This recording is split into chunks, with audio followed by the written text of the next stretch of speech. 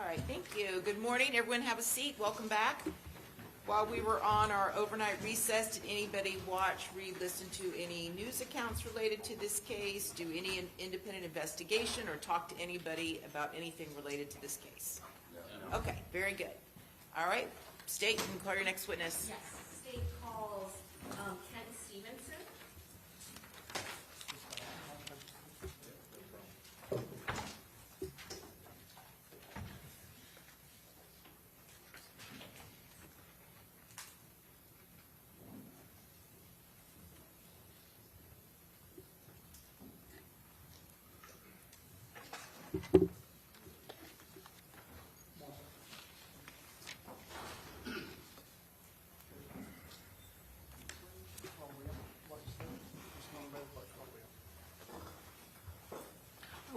Judge, Your Honor, may we approach one moment?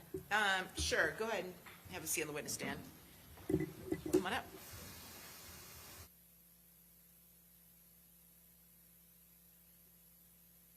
All right, I'm going to ask the media not to broadcast the photographs of this particular witness, okay? Thank you.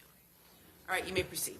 Please state your full name for the record. Oh, I got to swear you in, or clerk does, sorry. Can you raise your right hand? Do you swear or affirm that the testimony you're about to give will be the truth, the whole truth, and nothing but the truth, so help you God? I do. Thank you, sir. Okay, go ahead. Please state your full name for the record. Ken Allen Stevenson Jr. How are you employed? I am a fingerprint technician with the Tampa Police Department. How long have you been with the Tampa Police Department? Just over 3 years. And back on June 23rd of 2024, what was your position? I was a crime scene technician 1 with the Tampa Police Department. How long had you been a crime scene technician 1 with Tampa Police Department on June 23rd of 2024?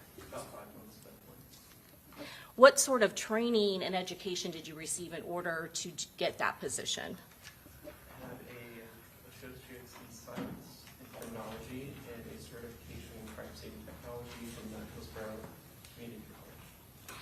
And while you are working in that unit with the Tampa Police Department, are you getting on-the-job training? Yes, I received on-the-job training during those 5 months. During that time period, did you have a supervisor that was working with you? I did. What were your responsibilities and duties as a crime scene technician 1? I was to respond out to a crime scene, take photos, document it, and collect evidence if needed. In reference to a homicide case, do you work along with a homicide detective as to what sort of evidence needs to be collected and documented? We did. Did you respond to 3751 Fowler Ave, the Holiday Inn, on June 23rd of 2024? Yes. Do you remember approximately what time you responded to that location? May I check my notes? Yeah, so that'll help refresh your recollection.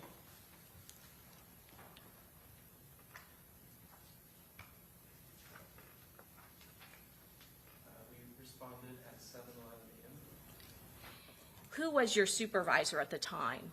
It was Matthew Evans. And did you have the assistance of other crime scene technicians assisting you at this particular crime scene? Yes. Who- Supervisor Evans was there with me, as well as my trainer, Kristen Cruz.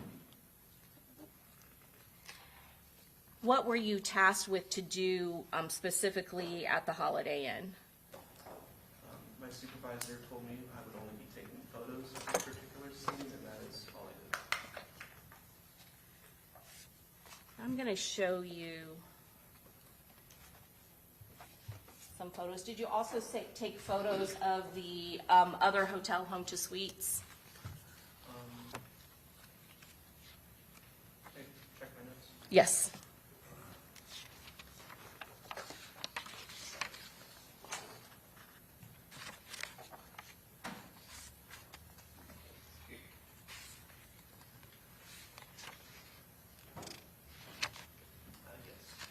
And was one of those room 430 Yes. and 432? Yes. I'm going to show you what's been marked for identification, States Exhibit 2018.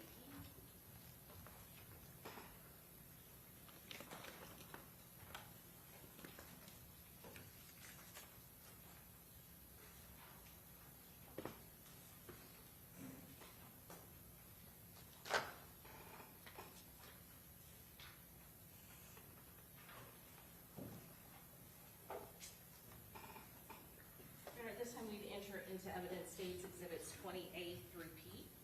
Any objection? No objection. Admitted.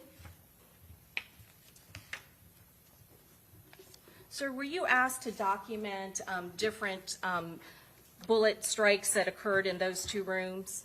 Yes. When you were doing that, had the guest already been removed from the rooms?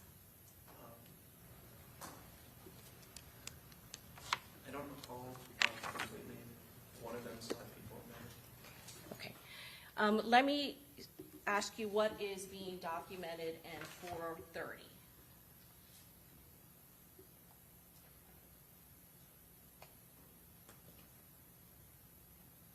I'm sorry, States Exhibit 28. Yes, that's the door plate to room 430. States Exhibit 20B. The interior of the room. And is there any guests that are present in these photographs? No. 20C.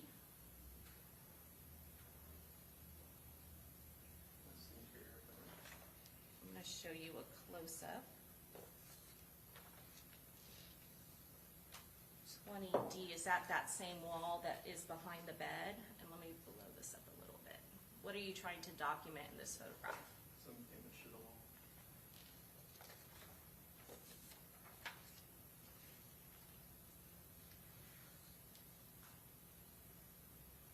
20E. That is a close-up with a scale, the damage to the wall.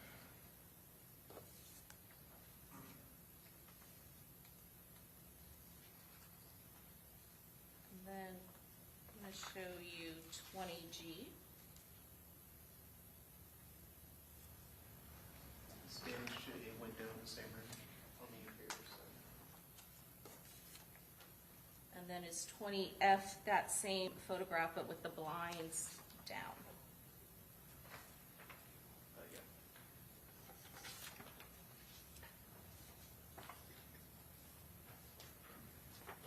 And then 20H.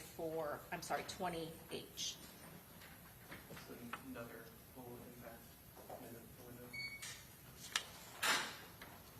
Right. 20I. Is this another hotel room that you were asked to document damage of bullet strikes? This is room 432.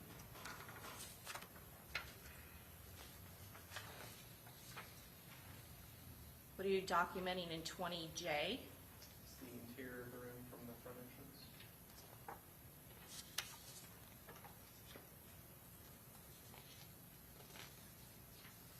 20K. Another shot of the interior of the room.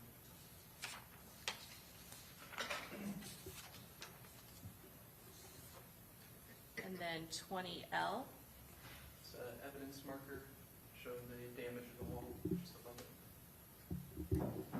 And that evident marker number 70. Yes.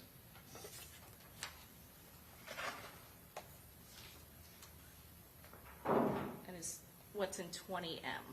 It's a mid-range photo, evidence marker 70 showing the damage to the wall.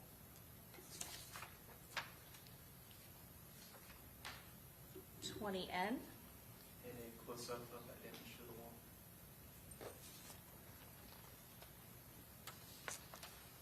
20O.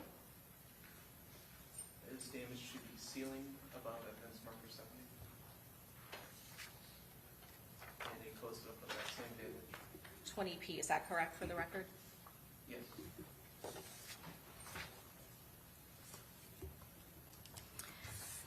Sir, what other areas did you photograph at that crime scene? I know that there were 2 hotels, Home to Suites, as well as the Holiday Inn. I also photographed some of the vehicles near those buildings as well as parts of the parking lot around me.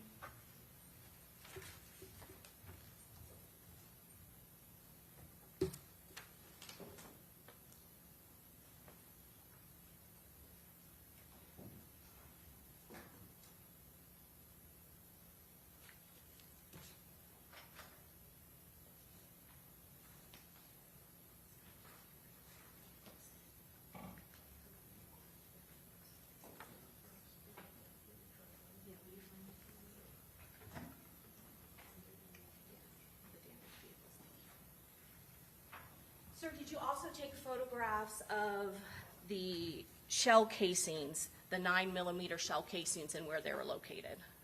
Yes, I took photos first. When, after you took the photos, who collected them? My trainer did. Okay. I'm going to show you what's been marked for identification, State's Exhibit number 14.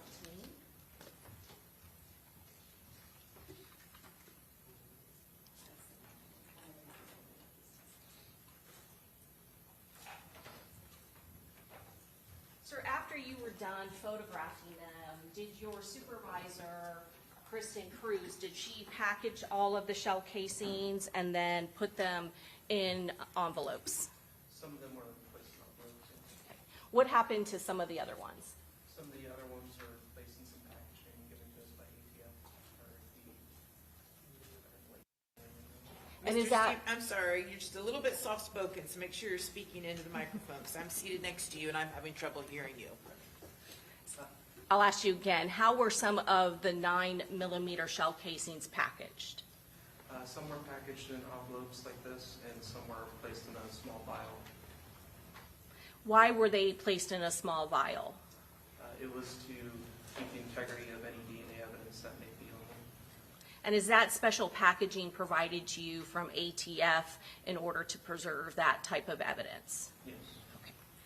And you said after you photographed the shell casings, your supervisor, Kristen Cruz, packaged them. Is that correct? Yes, she did.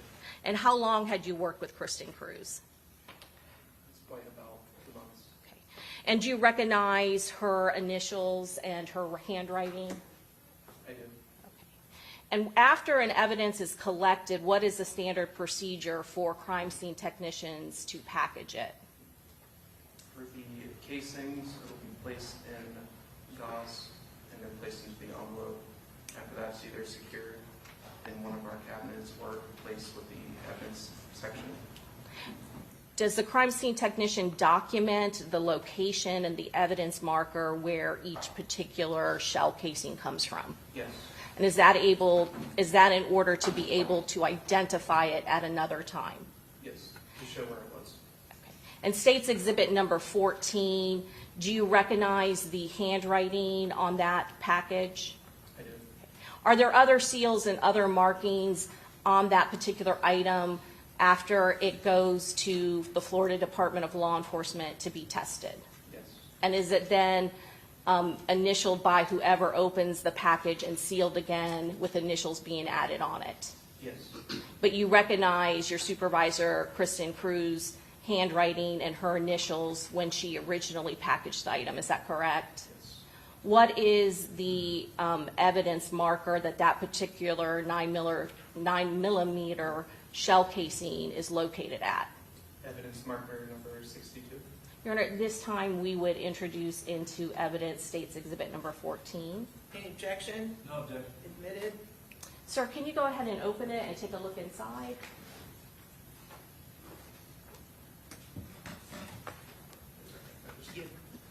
Do you have any scissors? Yeah, I need scissors. I don't, but the clerk might. Thank you.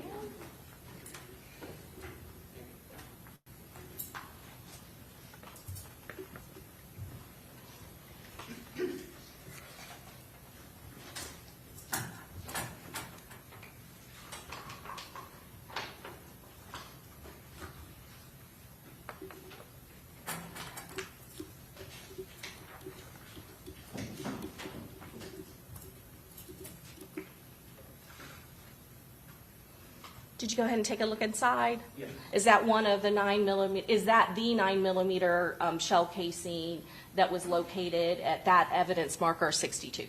Yes. And what, for evidence markers for the 9mm shell casings, is that the last evidence marker denoting all of those shell casings that were taken into evidence? Yes.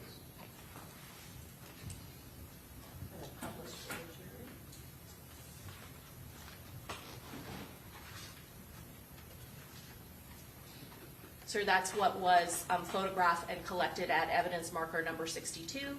Yes. Then I'm going to show you what's already been placed into evidence.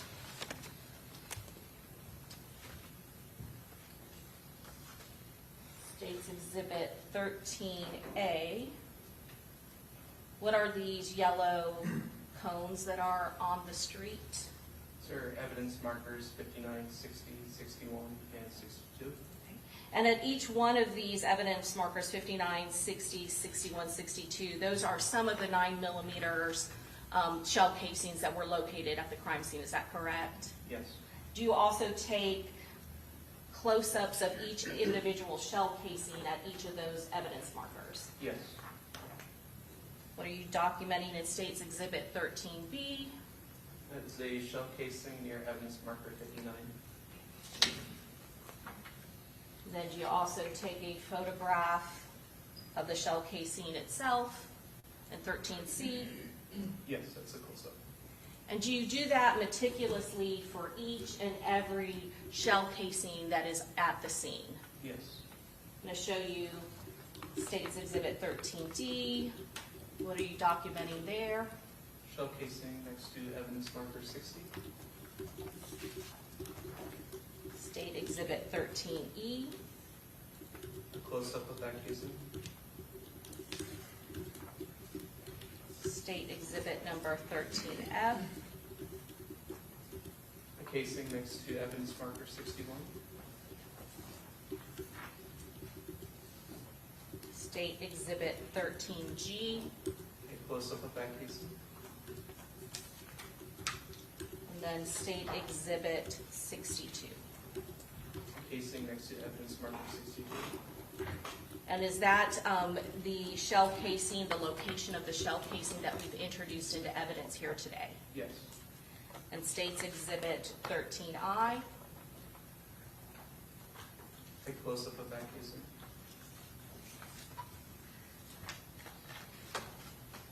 There were numerous shell casings that were located in that crime scene. Is that correct, sir? Yes.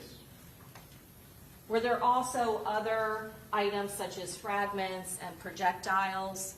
Yes. Approximately how many photographs did you take of the crime scene that day, if you can tell us? 918. And was that to, what sort of things were you documenting other than the projectiles and fragments and stuff of that nature?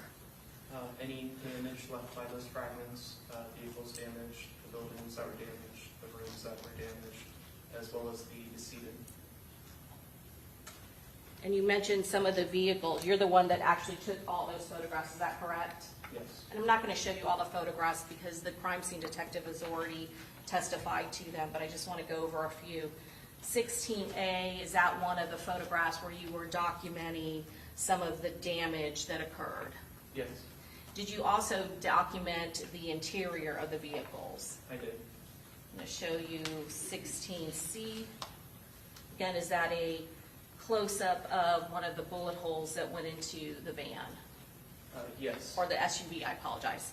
Yes, the bullet hole is down by the Q on the license plate.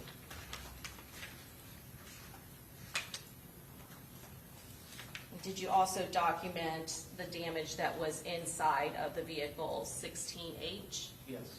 And can you show us where the damage is in 16H? In the center of the photo on the hand cart. Do you know how many vehicles had damaged bullet strikes at that location? I do not recall. Okay. Was it more than 2 or 3? Yes. And did you also take photographs of the vehicle that contained the victim's body? Yes. And were there numerous photographs taken of all of the damage and bullet strikes to that particular vehicle? Yes. Did you also document the other vehicle that was stopped near the victim's vehicle, the black Dodge Charger? Yes. And you said that you were only tasked with documenting the crime scene with photographs. Is that correct? Yes. You had assistance with other crime scene technicians to actually impound all of the evidence in the case. Is that correct? Yes. All of the 9mm shell casings that were located were collected and impounded and put into evidence. Is that correct? Yes. What about all of the fragments and the projectiles and any sort of jacketing that was located? Those were also collected. Were there areas of blood that were swabbed by DNA, for DNA? Yes. And was that done by another crime scene technician with your office? Yes.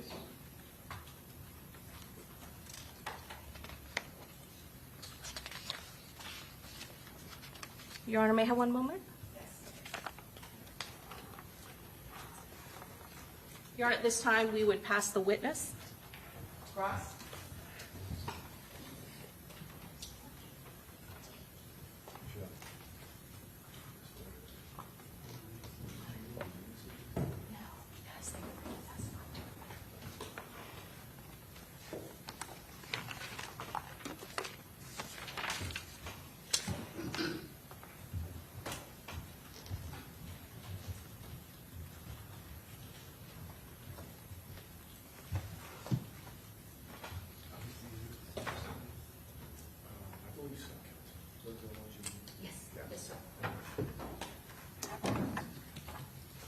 You took a lot of photos in relation to this crime, is that correct?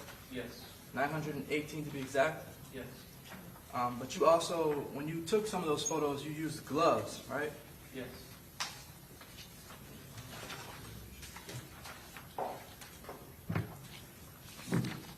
Why do you use gloves when you collect evidence? In order to not transfer my DNA onto the evidence. So it's to preserve the evidence, Yes. the integrity of the evidence? Yes. You don't want to transfer your fingerprints to any evidence, right? Yes. You don't want to transfer any of your DNA to any of the evidence, right? Yes. So when you're picking up casings from off the ground, how many casings did you pick up? 30 casings. You picked up 30 casings off the ground? I didn't. My trainer did. So your trainer picked them up and you took the photo? Yes. Your trainer was Kristen Cruz? Yes. And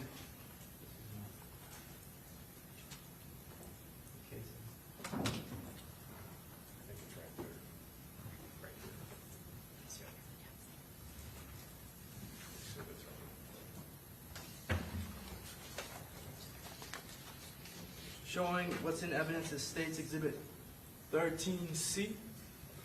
So the one handling the casing, the one with the white glove, that's you or Kristen Cruz? That's my trainer, Kristen Cruz. Okay. So she handled all of the casings, Yes.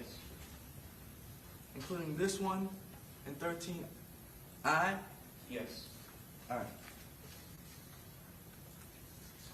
And she also wears gloves to protect the integrity of the evidence, right?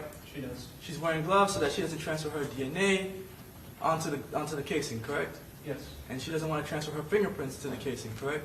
Yes. That's because at some point you all may analyze these casings to figure out whether there's DNA from some other person on the casing, right? Yes. Same thing for fingerprints. Some point you may want to analyze this casing to see whether there's any fingerprint on the casing, correct? Yes. All right. And did any of these casings go to ATF? I believe some of them did. Some of them? The majority of them? I don't know. You don't remember? I didn't handle the evidence, so I don't know who was transferred. Okay. Why did they go to ATF, the casings? You know. The agents were there with us that day, and I'm aware that they took some of them with them. You said the agents. You mean the federal agents from ATF were there on the scene that day? Yes. And they came in and they took some of the evidence? Yes. All right. Did you personally lift any fingerprints from the casings? No. Did you have anything to do with DNA testing? Swabbing on the casings? No.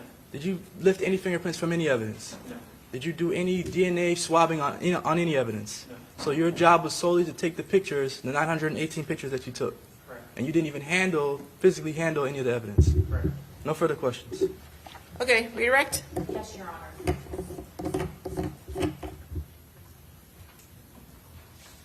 Mr. Stevenson, is it part of your responsibilities as a crime scene technician to make any sort of decisions with regards to testing for DNA? No. Is it part of your responsibility to submit any sort of fingerprints for analysis by a fingerprint examiner? Yes. Did you do that in this particular case? I did not. Were you asked to do that in this particular case? No. Would those decisions and directions come from the detectives in the homicide unit responsible for this particular case? Go ahead. Were those decisions, would they be submitted to you by homicide detectives responsible for this particular homicide? They can't do. Okay. Could it come from other sources as well? My supervisor could have directed me, and one of my trainers could have directed me to.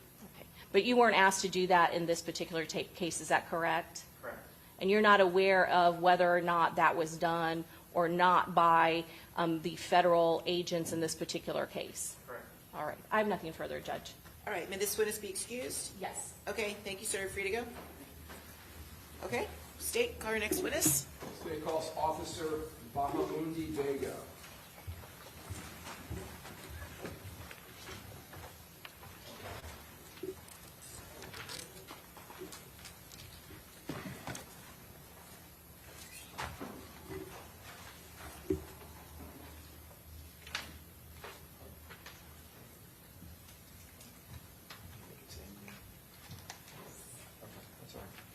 It's 64.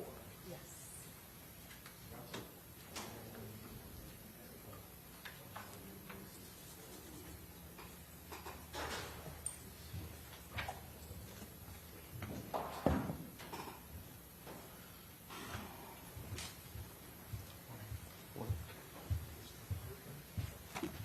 Raise your right hand, face the clerk. Do you swear or affirm that the testimony you're about to give will be the truth, the whole truth, and nothing but the truth, so help you God? I do. Thank you.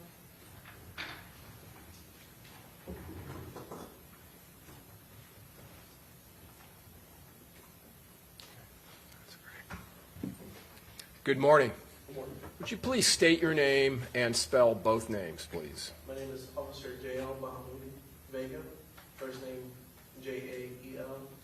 Last name B-A-H-A-M-U-N-D-I-V-E-G-A. All right. And what kind of work do you do, sir? I am a police officer in the state of Georgia. Okay. With what agency? I am currently working with the City of Lawrenceville Police Department. Is that contained within the county of Gwinnett? Yes. And is Gwinnett County just to the northeast of the city of Atlanta? Yes, sir. And Atlanta, is that DeKalb County? Atlanta is Fulton County. Fulton County. Okay. How long have you worked for the Lawrenceville PD? I've worked in Lawrenceville PD since May of this year. May of this year. Before working there, did you work for another agency in Gwinnett? Yes, sir. I worked for the Gwinnett County Police Department. All right. So I'm going to call your attention back to June, July time period of 2024. You were working for Gwinnett County PD at that time? Yes, sir. How long had you been working for Gwinnett at that point? At that point, I was more than likely coming up on 3 years. And at that time and now, are you certified by state of Georgia guidelines as a law enforcement officer? Yes, sir. Did you attend a police academy? Yes, sir. And do you go through annual qualifications or periodic qualifications to maintain your certification? Yes, sir. So I'm going to call your attention back to June 26th of 2024. Were you on duty in the early morning hours with Gwinnett County PD? Yes, sir. Were you in the area of the city of Norcross? Yes, sir. Is that a city that's also contained within Gwinnett County? Yes, sir. And at that time, what was your assignment or duty? At that time, I was assigned to West Precinct for Gwinnett County Police Department as a uniformed division patrol officer. So how were you dressed that morning? I was dressed in a police uniform. It was a French blue uniform with a badge and patches that say Gwinnett County Police Department. Were you driving a marked patrol vehicle? Yes, sir. What kind of vehicle? It was a Ford Taurus with markings on the side that say Gwinnett County Police Department and a light bar. Were there other lights on that car? Aside from the light bar, the front bumper, and I believe the rear. Was there a supervisor with Gwinnett County PD who had been working on license plate reader leads for a vehicle that was wanted out of the city of Tampa here in Florida? Yes, sir. And was that an individual named Lieutenant Cheek? Yes, sir. And was he also an employee or a police officer with Gwinnett County? Yes, sir. And was the vehicle you were or he was working on a silver in color Chevy Cruze? Yes, sir. Now, were there LPRs, specifically Flock brand cameras at that time in the city of Norcross? Yes, sir. Was that a system at that time that you were somewhat familiar with? Yes, sir. Had it been installed in that area in the years just prior to this? Yes, sir. Does that system alert if a license plate is put into it? Does it alert if it picks up on its cameras that that vehicle is in a certain area? Yes, sir. Does it alert to, based on the cameras and the positioning of the cameras, as to the location of the vehicle Yes, sir. and the time that the license plate is read? Yes, sir. May I have one moment, Your Honor? Yes.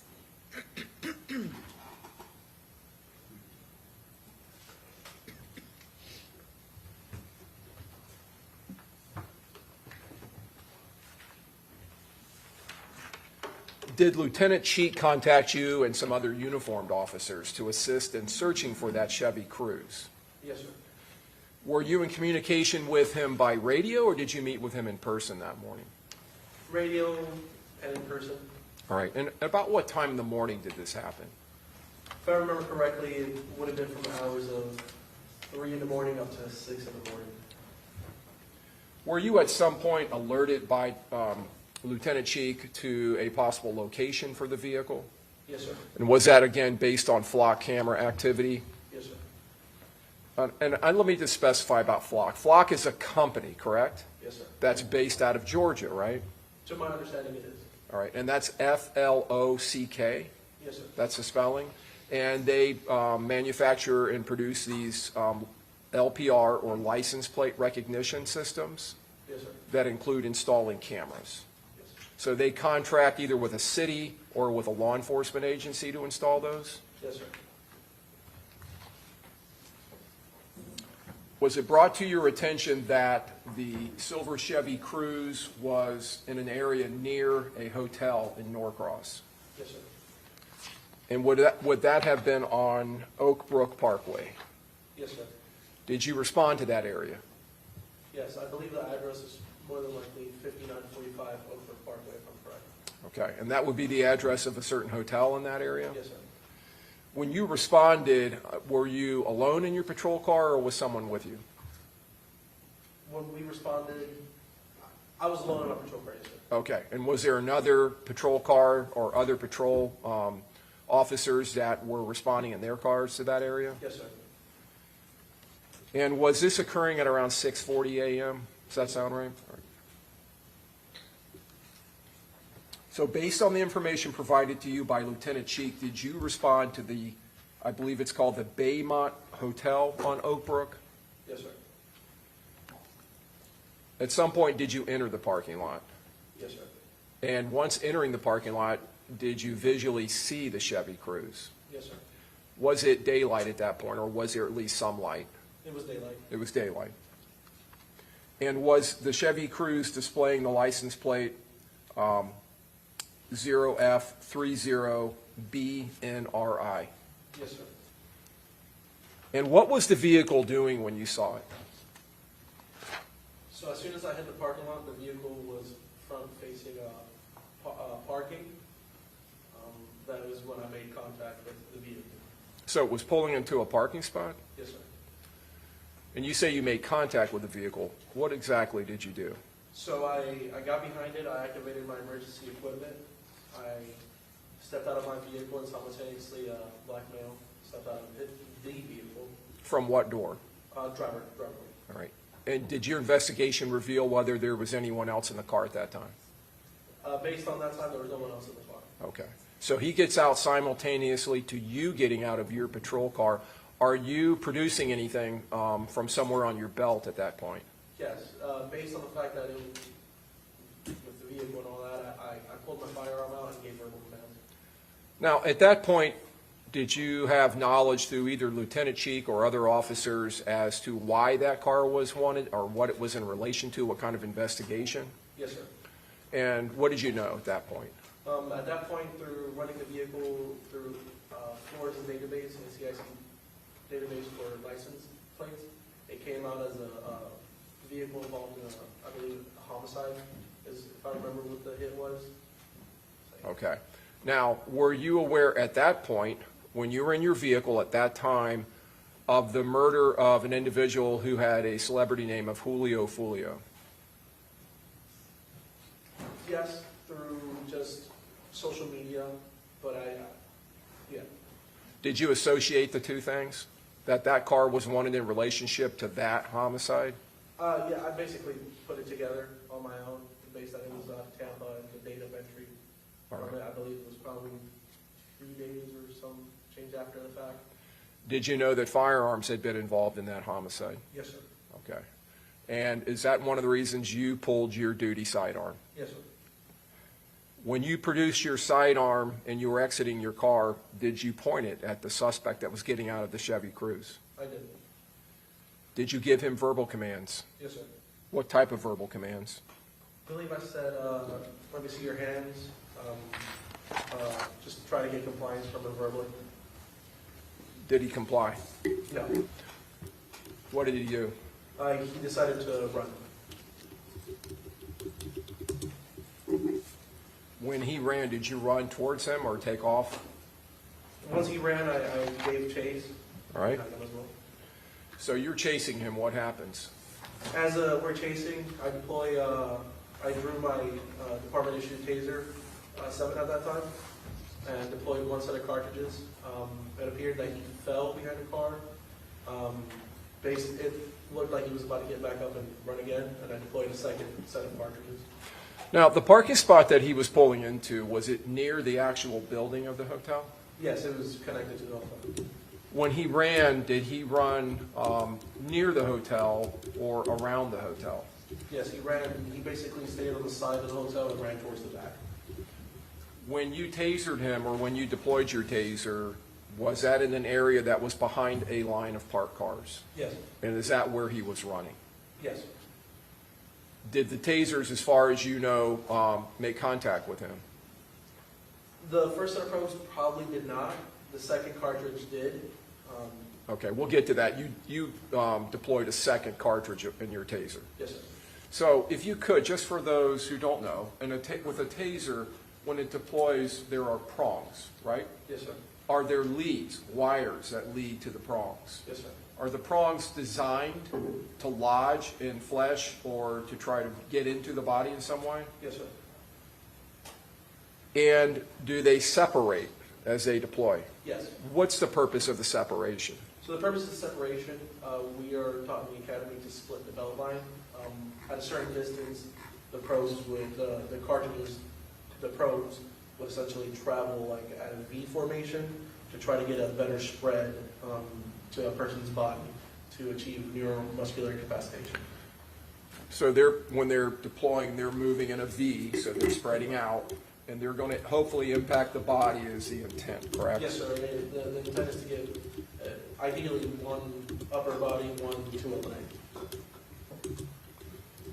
And you indicated neuromuscular incapacitation, Yes, sir. NMI, I believe it's referred to. Yes, sir. As the suspect was running, did something appear to be happening to his pants? Yeah, I think when he first fell, that was probably because his pants were sagging and went down to actually his legs. Overruled, go ahead. So you deploy a taser, he falls. Do you deploy a 2nd taser after he falls? I do. And is that because he's attempting to get up? Yes, Do you believe the 2nd taser made impact with him, the prongs? it did. All right. Now, he's on the ground. Does he get back up off the ground? After the 2nd taser deployment, Yes. no, I achieved neuromuscular incapacitation. Did other officers come to assist you at that point? They did. And did they point their guns at the suspect? Yes. Did you point your gun at him? Yes. Did you reholster, or what did you do with your taser? So, in the process of running, I was in the process of holstering my department-issued firearm, and that was when I drew my taser and deployed it. All right. So now you're there with the suspect, other officers are there. Would it be fair to say you have him on the ground and you're surrounding him? Yes, Are you or other officers giving him commands? yes. Is he complying? Based on the neuromuscular incapacitation afterwards, yes, he decided to comply with all officers there and so forth. Was he taken into custody and handcuffed? Yes, sir. And was he placed into a vehicle? Yes, sir. Was that a patrol vehicle? Yes, sir. Was he identified?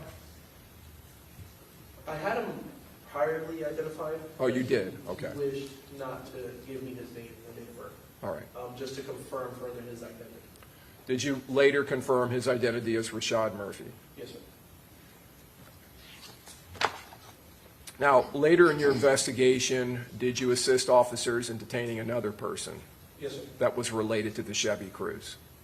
Yes, sir. Did the investigation reveal that Mr. Murphy and a woman named Charmaine Steiger had checked into a room earlier that morning Yes, sir. in that hotel? Yes. And was Ms. Steiger detained? Yes, sir. And was she placed into the back of a patrol car Yes. there at the scene? Yes, sir. Were you wearing and equipped with a body-worn camera on that morning? Yes, sir. And your agency, Gwinnett County, issued those to uniformed officers? Yes, sir. Now, your body-worn camera, where at that time was it mounted on your uniform? So my previous agency, Gwinnett County Police Department, we had the main recording box, and then we had a camera that led to our shoulder, pointing forward. Okay. So the camera's pointing off of your shoulder forward of your body. Yeah, it was my collar. I had a collar piece at that point.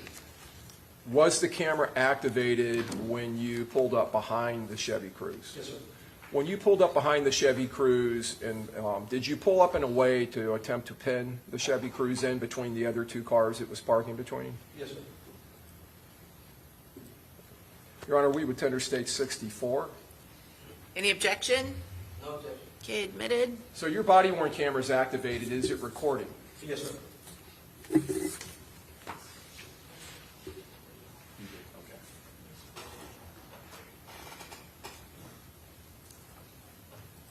Moving to published state 64.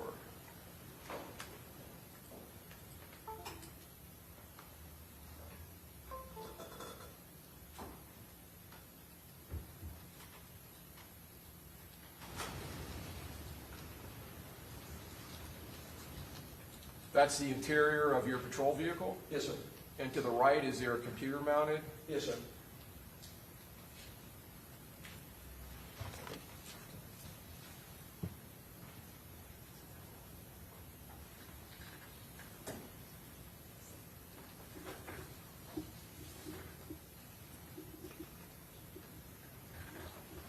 Are you pulling into the hotel? Yes, sir. And is that the hotel on the left? Yes. Above your steering wheel, is that the Chevy Cruze pulling into the parking spot? Yes, sir.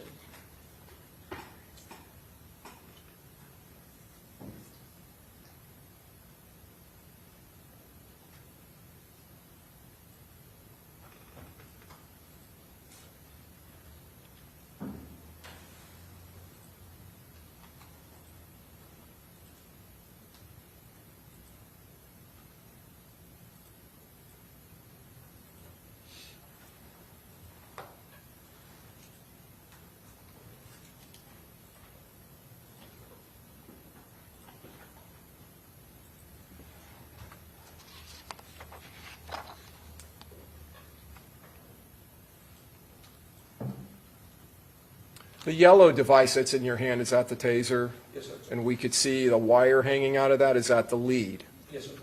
Okay, and that connects to the prong that goes into the body. Yes, sir.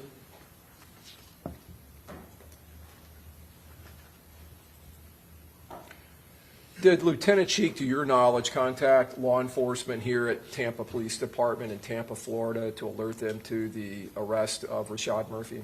Yes, sir. May I have one moment, Your Honor? Yes. Anything? Tender the witness, Your Honor. Okay, cross.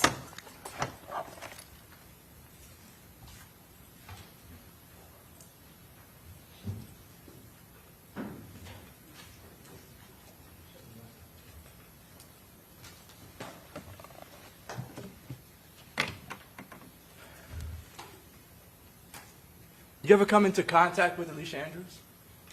No. You know who that is? If I'm correct, it's the lady who's sitting. All right. Do you know anything about her? Objection, Your Honor, outside the scope. I'm going to sustain the objection as the way the question's phrased, so rephrase your question. You don't know who Alicia Andrews is? Objection, again, outside the scope and relevance. Overruled, you can answer. I do not. Was Alicia Andrews with Rashad Murphy? No. So she didn't run? Objection, From you? Your Honor. Calls for speculation as to whether she ran. Well, I think the question was ran with Rashad Murphy, so you can answer that question. No. All right. Do you have any indication that Alicia Andrews was in Georgia with Rashad Murphy at any point in time? No. Did Rashad Murphy tell you anything about Alicia Andrews? No. No further questions. Okay, redirect. Yes, Your Honor. You don't work for the Tampa Police Department, do you? No, sir. And you weren't involved in the homicide investigation of the death of Charles Jones? No, sir. And you don't know anything about where Miss Andrews may have gone after the murder, correct? No. Because you don't work here in Florida and you didn't participate in the investigation, is that fair to say? Correct. Nothing else, Your Honor. Okay, may this witness be excused? Yes, Your Honor. Okay, thank you, sir. You're free to go. All right, who's your next witness? City calls Detective Angela Carter, or did you want to call? I can call Klein. Okay, what would you do? Judge, we're going to call Detective Taylor Klein. Okay.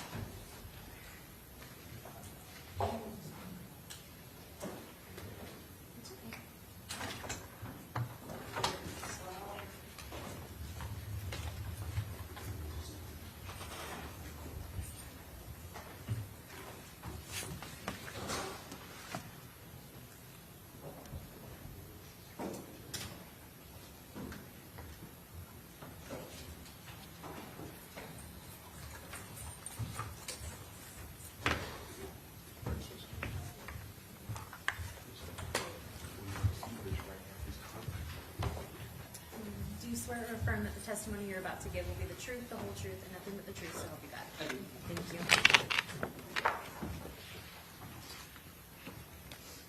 All right, may I proceed? Please state your full name for the record.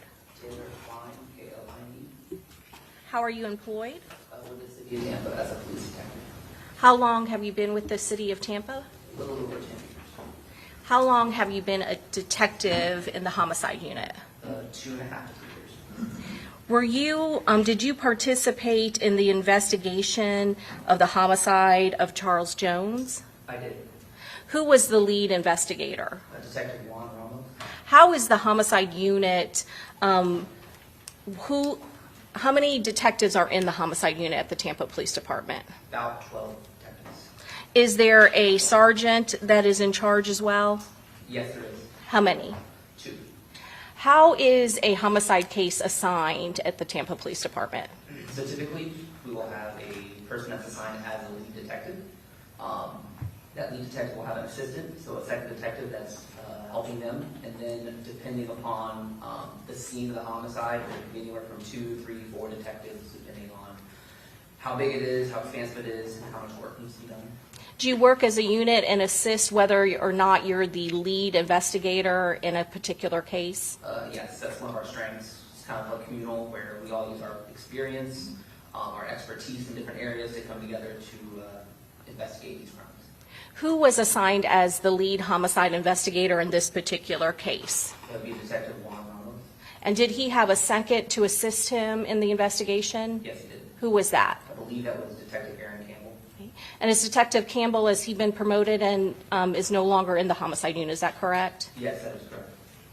And is there a specific homicide detective that is tasked with supervising the crime scene?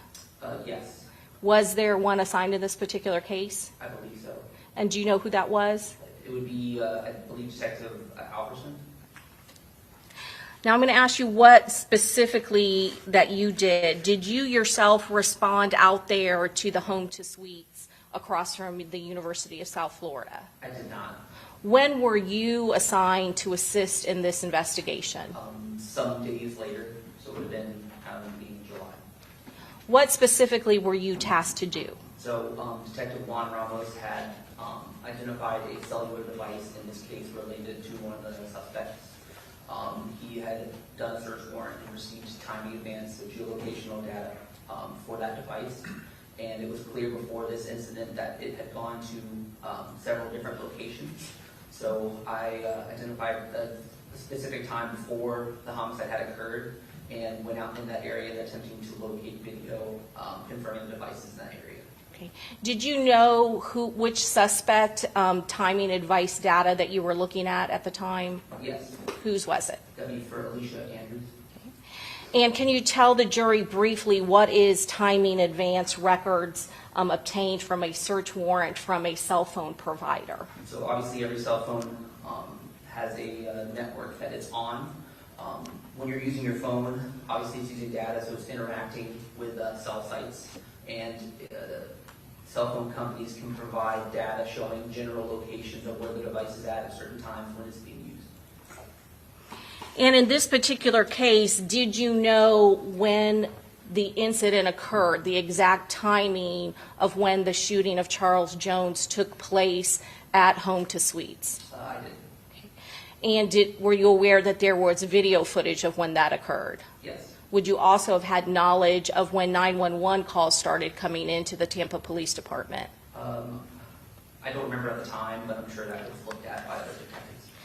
So when you say you started looking at the timing advance records of Alicia Andrews' cell phone records, what time period are you looking at specifically? So obviously this incident occurred June 23rd. So I would have been looking at about 1:25 hours that morning. Okay. And what did you do? Where did you start? So looking at the records, it seemed like it was in the general area of Fletcher, west of Bruce B. Downs. I've been out there several times, and I know there are a bunch of restaurants and like a gas station and different businesses that are out there. Did you also, at that point of your investigation, have information about possible suspect vehicles that were involved in this particular case that you would have searched video for? Yes. What sort of vehicles were you looking for? I was informed two involved vehicles. One was a silver Chevy Cruze, and the second was a black Chevy Impala. What businesses did you go to look for video surveillance around that time period? There was a McDonald's located in that general area. Where was the McDonald's located specifically? So the McDonald's would be at 2205 East Fletcher Ave, and that is on Fletcher, west of Bruce B. Downs. Did you go to that location? Yes, I did. Did you look at the video surveillance footage for that time period of July 23rd of 2024? Yes, I did. Did you locate anything of interest on that McDonald's video footage? Yes. I was able to look at exterior cameras that were located around the business, and it's appeared that around that time a Chevy Cruze came in to the drive-thru area. This McDonald's on Fletcher Ave, how many cameras did that McDonald's have? A lot. Can you tell the jury the locations of the various cameras on that particular property? Yes, it appears that there was cameras all around the building. On the west side is where the drive-thru starts, so you can see cars as they pull up to the area to order food. It wraps around to the east side of the business. There's cameras that are pointing north and south, and then inside of the restaurant itself, there is a camera view of the cashier area as they interact with cars in the drive-thru. Does that video footage have a date and time stamp? Yes. Did you confirm and verify the accuracy of the date and the time stamp on that video footage? Yes. How did you do that? So I will go on time.gov. It's the official time for the government, and I will look at the live view on the camera system that I'm looking at in, and compare that with the camera or the time on time.gov to see if there's any discrepancies in time. And was there a discrepancy from the McDonald's video footage to real time? Yes. How much was the discrepancy? It was approximately 12 minutes and 15 seconds fast. And you're saying the McDonald's time was that it was faster than what was real time, is that correct? Yes. Okay. And was the date accurate? Yes. Your Honor, at this time, we would introduce into evidence State's Exhibit 78. Any objection? Yes. What's the basis? Foundation, authentication. Well, why don't you show it to him and have him verify that that's what the exhibit is? Is this the McDonald's video from that Fletcher Ave location? Yes, Is the video footage that you have viewed, is that a fair and accurate representation of the area that the cameras around the McDonald's and in the drive-through depict? yes, Your Honor, at this time, we'd introduce into evidence State's Exhibit number 78. Any objection? Yes, no objection, authentication is not been waived. The contents in the video are what he said, personality, not the area around it. Okay. Has he viewed that exhibit before? Judge, he hasn't viewed this particular exhibit, but he has viewed the video footage of that is contained on this particular exhibit. Okay. Overrule the objection. Go ahead. Sir, did you testify that you had located that Silver Cruise that was a suspect vehicle in this particular case? yes, And were you aware whether or not that silver Chevy Cruze had been depicted in other video footage that was captured at the actual crime scene and other clubs that were involved in this investigation? yes, that information was relayed to me. It wasn't the first person I even watched video from other cases.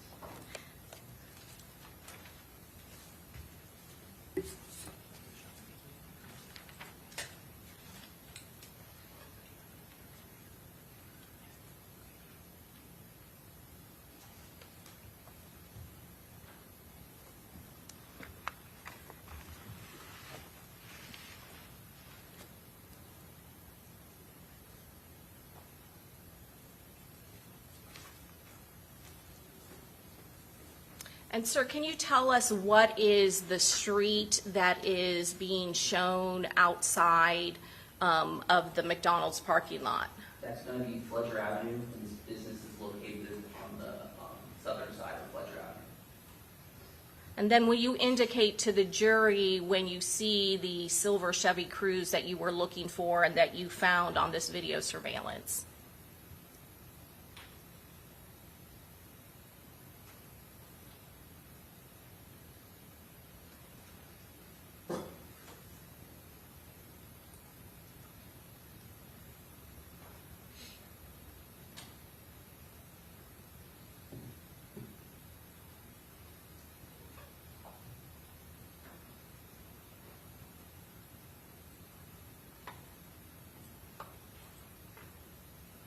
So it's going to be behind this SUV, so it's the second car that's depicted on the video.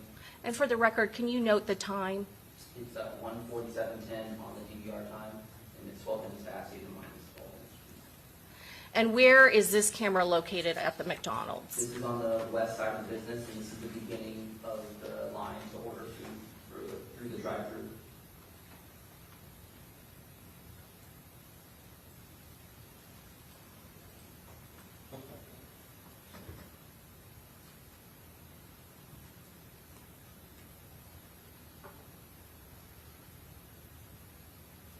Detective Klein, please tell us where this camera angle is located on the McDonald's. So this is going to be a little bit further to the south. This is as you go in the drive-through and you're about to pull up to the intercom to order food. Can you again note the time of when the silver Chevy Cruze is in place? Yes, 1:47, that's on the DVR time.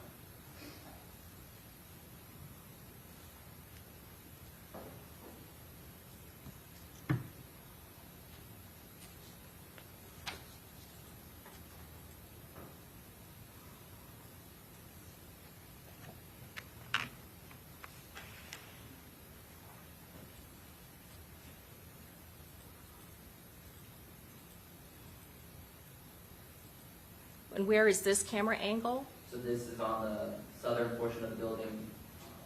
It's looking at the drive-through line as you order food at the intercom. And what is the timestamp now? Right now, it's 1:47 DVR time. And again, is that the same silver Chevy Cruze that we saw previously? Yes.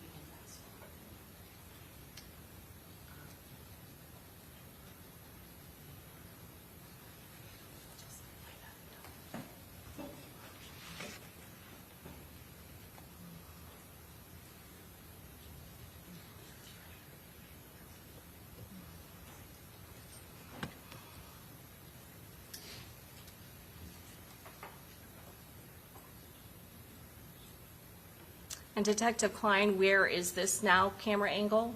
So this is on the other side of the building, still looking to the south at the menu room that we were there now.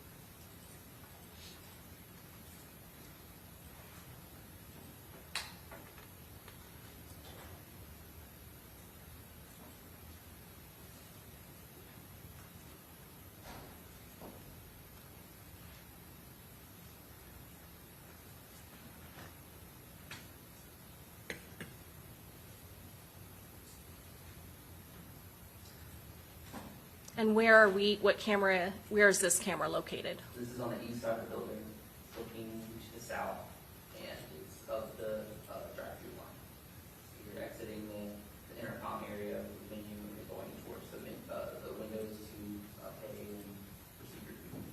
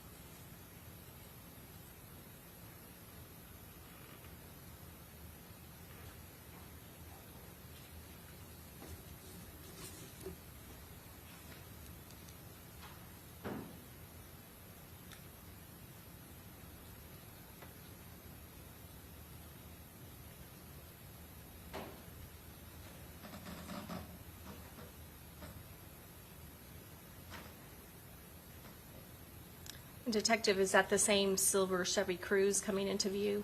Yes, And can you note for the record what the timestamp is? 1:50 in the morning on the U-Yard.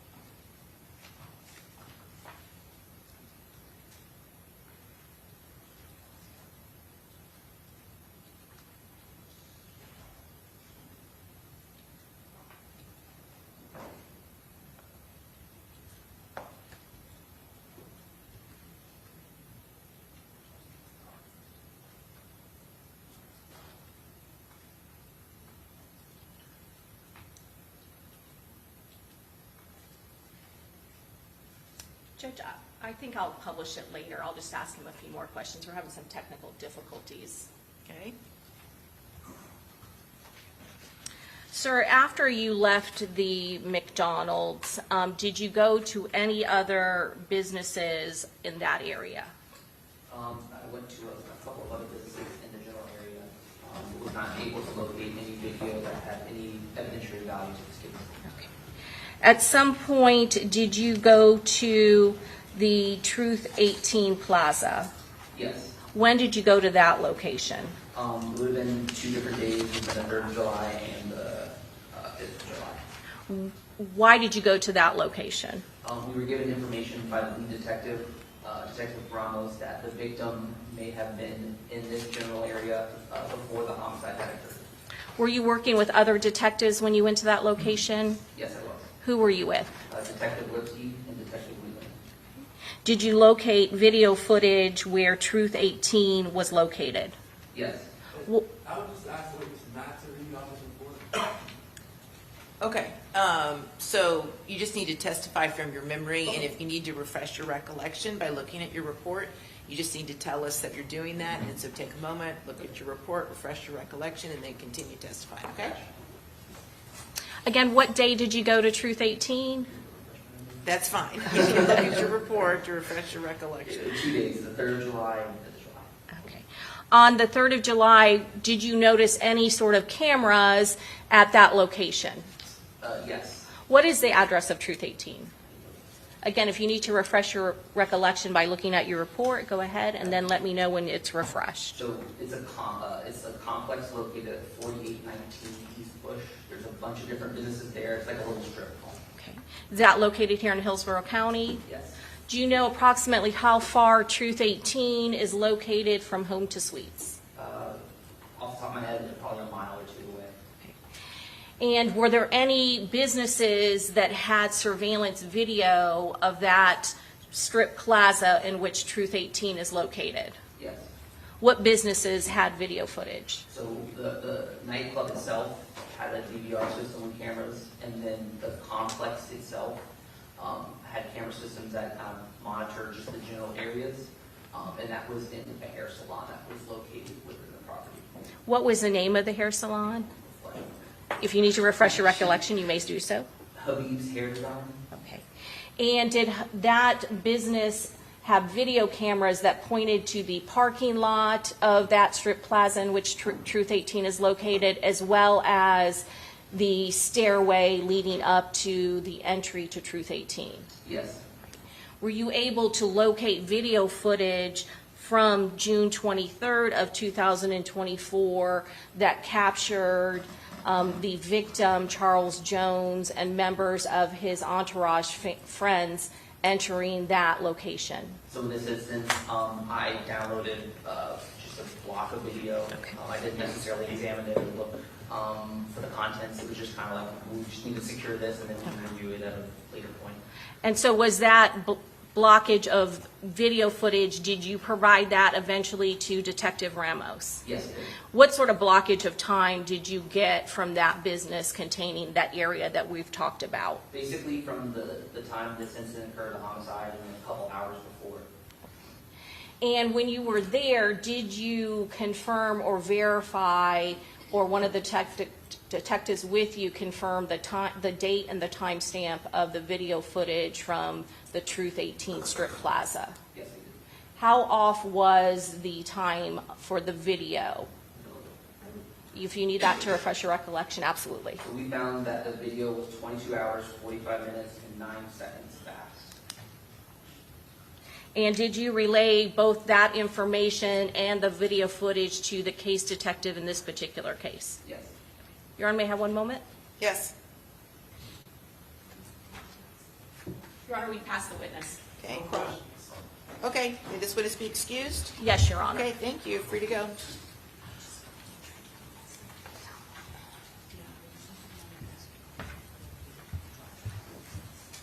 Okay, do you guys need a quick comfort break, or you want to keep going? Good? Okay, I think we're good. All right, call your next witness. State calls Detective Angela Carter.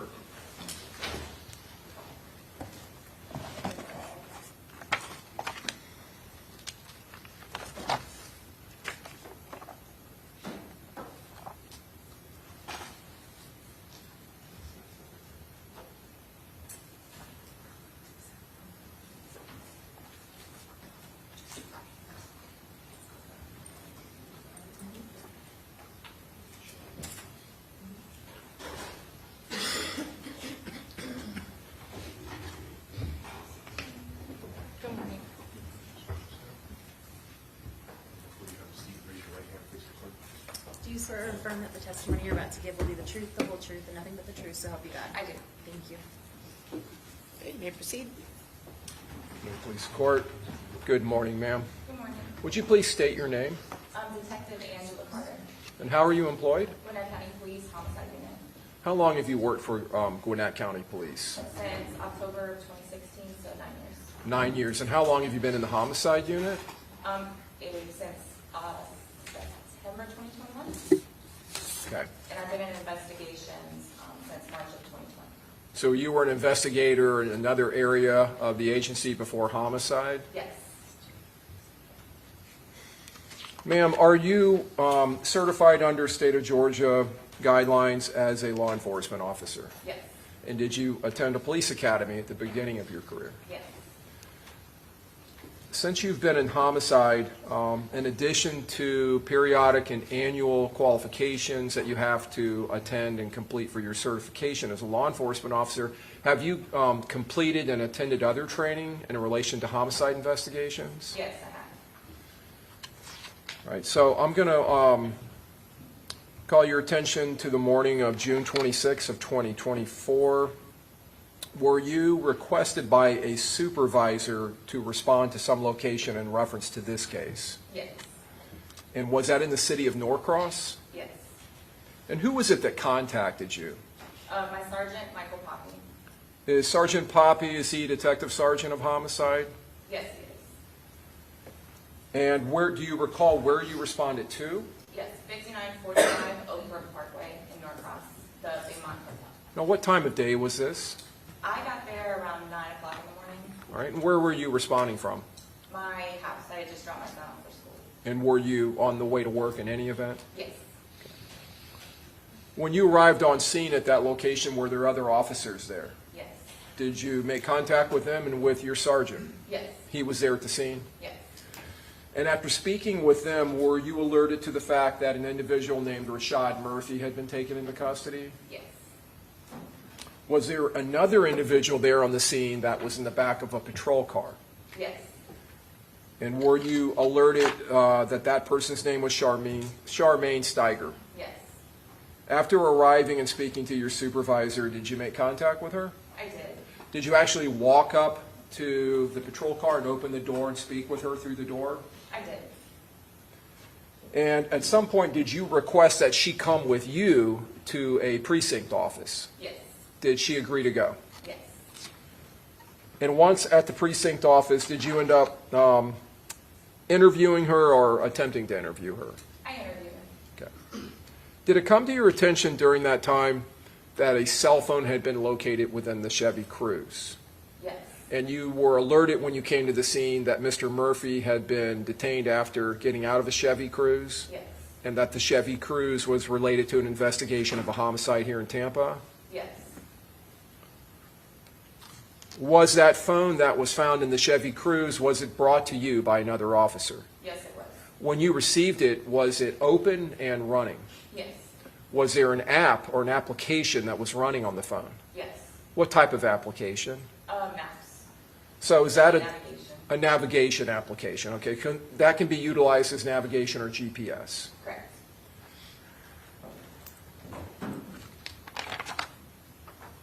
And had Ms. Steiger given you consent and permission to go and obtain the phone and bring it to that Yes. location? Okay. Once you had it there with you, did you provide it to her to look at? Correct. All right, and she had asked to look at her phone. Yes. And after looking at it, did some message pop up that you actually visualized and saw on the screen? Yes. Did it have the name Julio Foolio on it? Yes.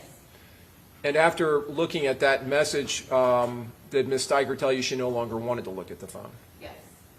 And at some point around that time, did you seize the phone? I did. Why did you do that? To preserve evidence, because based on the content and evidence and conversations we had had at that point, I believed that there was evidence in the phone. And it's very yeah. easy to wipe Yes. data off phones and delete it. Did you at some point, or was at some point that phone provided to another officer within the Gwinnett County Police Department for analysis or extraction? Yes. the phone was provided to this person to conduct a Celebrite extraction, is that correct? Forensic download. A forensic download, all right. And that's using software that is connected to the phone? Yes, they use a program called Breakey. They do a download of the phone, and then they put it into a Celebrite reader so we can review the content. Okay, so that's a parsing application or software? Yes. And was that a Corporal Harden that conducted or attempted to conduct that download? He did. He conducted. All right. Now, did you have contact with detectives who were in route from Tampa up to Atlanta? Yes. And from that point forward, were you in communication with Detective Juan Ramos? I was. Was it brought to your attention that there was some difficulty trying to extract information from the phone? Yes. And why was that? They had plugged up the phone to start the download with Breakey, and it failed twice. So they wanted to leave it running all night, and they put it on a charger. Well, when it's being extracted with Breakey, they have to use like so everyone can see. They have to plug it in through the charger, so they can't actually charge the phone. That way they had it on a wireless charger. So when they came back in the next morning, the phone had died, and they didn't know why. The case was still on it, and when they took the case off the phone, they realized that the back of the phone was damaged, so the wireless charger wasn't working. All right, and for the record, you were showing the jury in the courtroom the The power, charging port. the charging I port. couldn't Yeah. think what it was called at first. And so the phone had a case on it, similar to what you have on your phone, it Correct. appears. And when that case was removed, a protective case removed from the phone, there was damage noted. Yeah, and that's what caused it to die, and the wireless charger not to work. All right. And was there some information, though, that was extracted from the phone? Yes, they were able to get a BFU, which is a before first unlock. Was that provided to you? Yes, And did you start reviewing that information? I did. How did you do that? Plugged it into my computer and opened Celebrate. Okay. You have a Celebrite application on your computer? No, it comes in the download. In the download, okay. And that allows parsing or allows you to be able to read and review the information? Yes. While you were reviewing that and going through it, were you collecting images and information and communicating that information to Detective Ramos? Yes. And were you communicating and sending that to him through some electronic means? Yes. And what was that? Phone, email, talking on the phone, Okay. stuff like that. Were you assisting with this investigation? At that time, yes. Okay.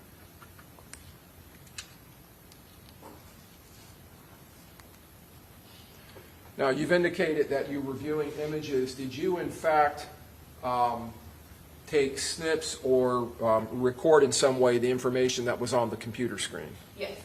All right.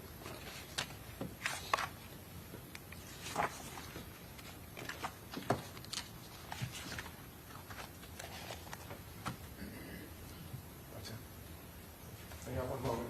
Yes.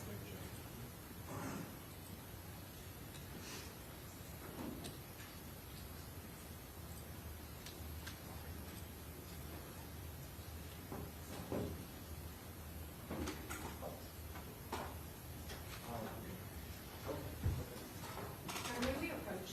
Yes.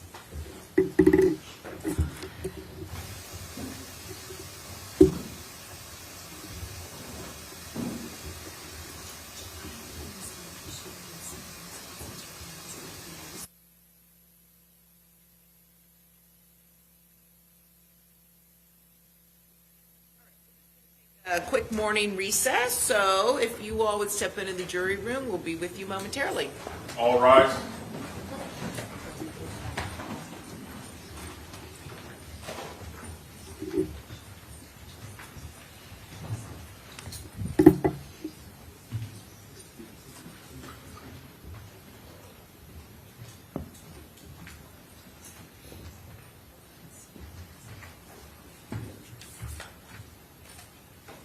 Okay, very good. Everyone have a seat. Okay, so is it corporal, detective? Detective, but I'm a corporal. Okay, so currently it's corporal? Yes. Okay, very good. Since you've not yet been cross-examined, while we're on this break, you can't talk to anybody, including the prosecutors, about anything related to this case. So you're welcome to sit there, but you don't have to, so it's up to you. Okay, so, very good. So you're getting your exhibits cleaned up, and then they're not calling Robert Howard. Are you all, So that's an issue. Yesterday, I subpoenaed him. yeah, So if they're not calling him, we want to call him. that's what I'm asking. He's at the jail. So he won't be shipped. Was he written here? Judge, he was. Okay. I just want to make sure that there's some measure in place to make sure. I am notifying the clerk right now that, so Mr. Howard can go back today, but he's not to be released from the Hillsborough County Jail. Okay? He needs to stay here through, at this point, at least through October 31st. Okay? Your Honor, we could also address the visit that occurred with Mr. Howard. I did have an opportunity to speak with him this morning, learning that that happened. What visit? I went to see him last night. Oh, okay. Mr. Howard is represented by counsel. Apparently that did come up in conversation, and that counsel was not present or notified of the meeting itself. Additionally, there were some concerns by Mr. Howard, at least related to me, about whether he was being recorded either by video or audio by the defense attorneys at that time. If that's the case, ask for an instruction from the court for that to be destroyed. Well, I can tell you they're not recording audio or visual. I don't know where he's getting that idea from. But I did go and see him. I just said I subpoenaed him. I went to the jail myself to subpoena him because I saw the state pare down their witness list. And I was concerned that they might not call Robert Howard, so.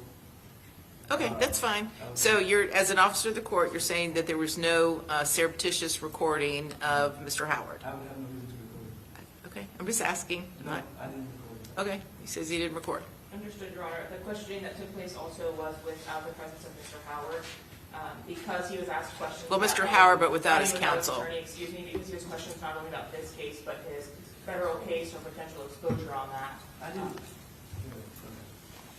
It's what was relayed to me. I was not there, Your Honor, so I can only All relay right. what the witnesses provided to me this morning. I can tell you what I did ask him. The first question I asked him was whether he's represented in this case as a victim's rights attorney or anything like that. He said no. And then I asked him, are you represented in your federal case? He said yes. I asked him, are you represented in your state probation case? He said no. I did not ask him about his exposure. He then asked me, am I in any trouble? Do I need to be represented in this case? And I said, you're not in trouble. Because he thought that maybe because I asked him the question of whether he has representation, that maybe the state was coming after him for some reason. And I told him, you're not in any trouble in this case. I don't know anything about your other cases, but that's it. I didn't ask him about his exposure in this federal case. Okay, so what are you asking? Only that in advance of his testimony next week, that if the defense is going to call him, we employ the same procedures we typically do, which is both sides meeting, discussing the impeachable issues as far as priors, suspending cases, those types of things before Mr. Howard takes the stand. Okay. That's normal. Well, you have to disclose any impeachment material. You don't have to, I know, you don't have to go over your strategy, but if you are intending to impeach him with anything, you just have to make sure it's been disclosed, whereas otherwise, no. He was deposed in the case. The state was present. They need a definite paper copy or the digital copy to have it. So Okay, so I guess what I'm hearing is if he made any statements to you when you met with him last night that you're going to use to impeach him, you have to disclose it. there were none. Okay, they're not going to use any statements that were made when Mr. McLyman met with him last night. Okay, so we should be good on that. All right? Yes, sir. Okay, we'll be back in 5 minutes. Get going.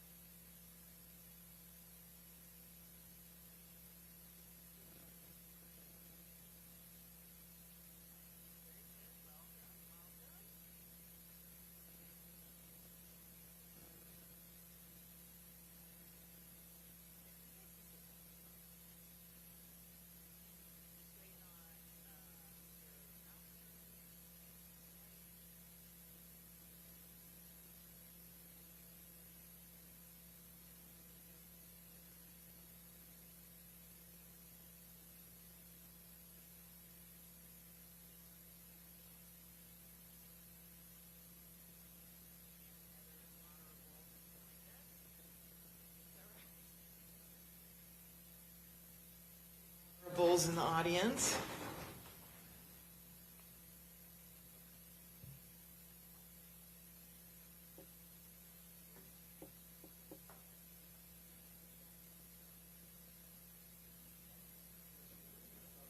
Okay, that's fine. Here comes Mr. Malcolm. So let's go ahead and bring in our jury. Yes, Judge. Yes.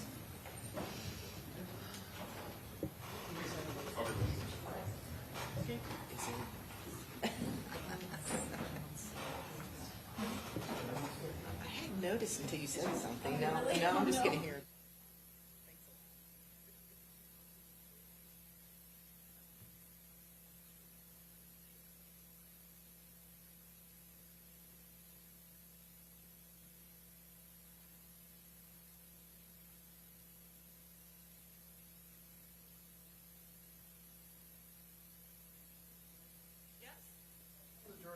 There's like a little glare on TV today. So, yeah, I thought, well, from my perspective, I thought there was some glare on it, but then again, I'm not looking at it straight on. So are you gonna, should we maybe dim a light or something? Can we dim these lights? They're not seeing it for glare or something? I didn't hear. Well, they raised an issue that there's glare on it, so. Okay. And I want to say we've had this problem before in this courtroom, and I think we've turned off some of the lights. Okay, but you want to get Nancy?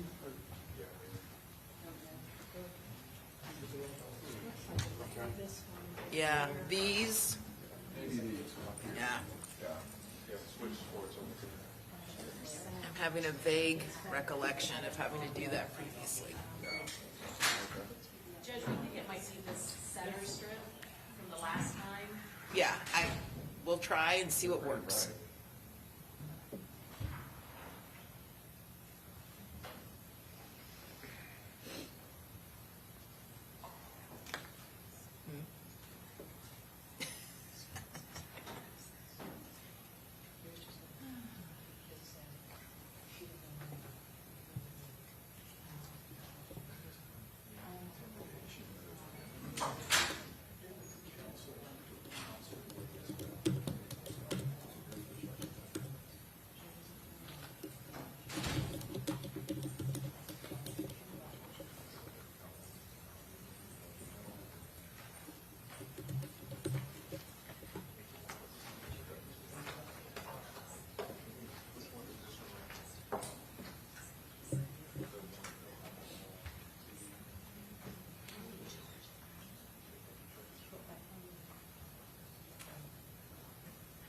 Can you guys put something up there so we can just take a look and see?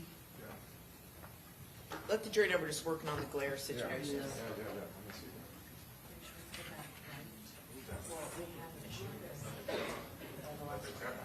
They're not bringing them back, right? Not yet. Okay. Do you see it, or?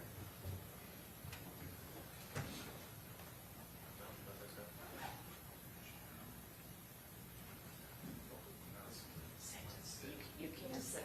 Can you see it? Yes, it is the strip of lights, I think, over there. The center aisle, Nope, the ones on the other side. those. Yes, there's a big line going across. Oh, okay. You mean So- this top, there we go. Yeah. Is that better? No? This strip right here, going across there. Yeah. because Can you this one's just hidden from the isolate that screen. one, or no? Might be, Is it better, Scott, or no? let me go up and look. Is there a button just for that strip and not the rest, or no? Oh, they're not, okay. They're all grouped together. They are, okay. It's still there a little bit. Yeah, it's going across the top. Is there,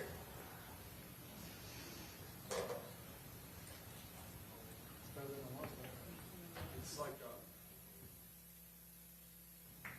like a ribbon of white going across. Anything go down? what if we move the TV a little bit further back? Where's the, because I can't see from here, where's the strip coming through? Top, bottom, Yeah. middle? Actually, if you move it forward, I don't know. I think you can. And Mr. McClimate, you're also, any from the defense is welcome to go sit in the jury box just to, yeah. Is that better? don't know, you guys tell me. Susie Blair? Let me see. I can see it when I'm standing here, but maybe when they're sitting, they won't be able to. There's notes on that. Their notes are. Well, don't read 'em. Their notebooks are turned upside down, most of them, but I haven't looked at them. I can't even see notes that are in front of me. That's a lot better than that. Yeah, I can still see the white strip going across, but, I was gonna suggest maybe pulling it back a little and then angling it towards the jury. Try that. Can you see Judge though? or- I can. Now it's Yeah, been, defense. it's in the lights. I think that's fine. That's better, right? Well, we'll just have to work with it today, and then you guys, we can fine tune it, Okay. okay? Can your team see that you're doing? Can y'all see? Like, you see? Can you guys see the screen? Yeah. Now, yeah, I did this a little. Anything will move over. Does that help at all or not? Yeah, that's better. You think it's fine? Yeah, Elmo?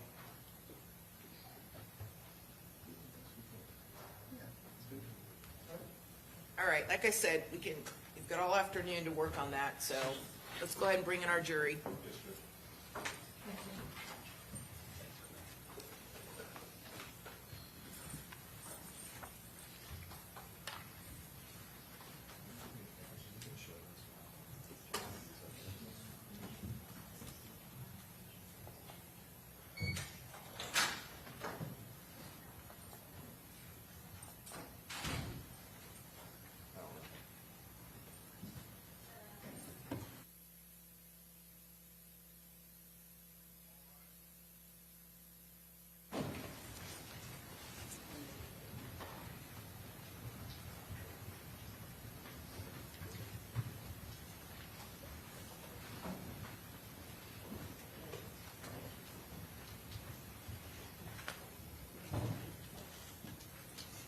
All yours are in there. Okay, very good. Thank you. Welcome back. Everyone have a seat. We have attempted, I believe you all notified the bailiff that there was a glare on the screen, so we have attempted to mitigate. It may be there still somewhat, but we're going to work on it this afternoon after you guys have been excused and hopefully eliminate it. This courtroom, it's courtroom number 1. The acoustics and the lighting are terrible, but what are you going to do? All right, very good. So with that, go ahead, you may proceed. Thank you, Your Honor. So, Detective, before we took our break, Corporal, I was asking you about recording the images from the partial extraction from Ms. Steiger's phone. Yes. Your Honor, we would tender State 65, A is in alpha through G is in golf. Any objection? No objection. Okay, admitted. Moving to publish State 65A. Is this one of the images that was on the phone, contained on the phone? Yes. All right. And is that a photograph of a driver's license for Rashad Murphy? I'm sorry, for Davion Murphy. I was about to say, Yeah. I think that's Davion's, yeah. Davion Murphy, yes, you're right, Davion Murphy.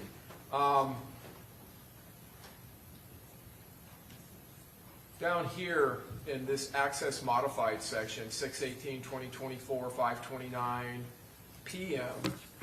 and 6/18/2024, 5:29:53 p.m. with UTC markings. Is that the date that would have been taken or collected by the phone? Taken. Taken, okay. State 65B, publishing. Was this an image that you also recorded and forwarded to Detective Ramos? Yes. And did you send the prior image to Detective Ramos? Yes. 65A, all right. Now, in this photograph, this appears to be a photograph of possibly a crime scene with some officers in the scene. Yes. And was there a video, or a music link attached to it for Young and Ace? Yeah, it's a screenshot of what looks like an Instagram post, and when you post something on your story on like Instagram, you can tag and insert a video or a song with it, and that's what that is right there. It says "Don't Know Why" by Young and Ace. Okay. And this is a date, this has a date of June 19th, 2024, 5:29:21 p.m. with, again, UTC plus 0 markings. Yes. Is that the date that that would have been found or recorded on the phone? I believe it was a screenshot. So that's the day it was screenshotted. Screenshotted, all right. Now, 65C, and I think now we're dealing with a photograph of Rashad Murphy, is that correct, his DL? Yeah, I'm pretty sure. I want to say yeah, it looks like it, but the name is very blurry. I can't. Okay.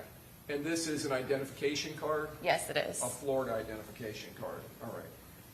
So let me, maybe if I bring it up and show it to you.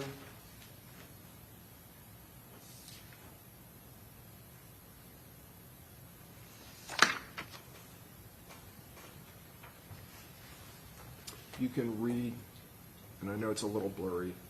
Do you see the name Rashad Travion? Yeah, And I can see Travion very well. Okay. I mean, I've seen this before, so I know it's Rashad Murphy's, but I just wanted to make sure. And it's potentially on this identification card is the last name Jakur and not Murphy. It's a different last name. Okay, I can't see it. Okay. Can I approach the witness again, Your Honor? Yes. And this is 65C that we've been publishing right below my finger. Okay. But Murphy's up here, right? I think that's what I'm saying. It's really blurry. I don't want to Okay. answer incorrectly. Yes, sustain us to speculation. Okay. 65C, do you see the name Murphy above that? Yes. Okay. All right. And you've seen this image previously when you were viewing it on the screen of your computer? Yes. And that is an image of Rashad Murphy? Yes.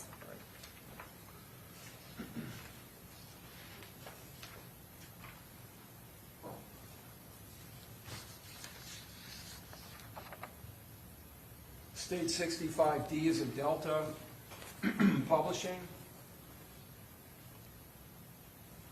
Was this an image that you found with associated information in the partial extraction?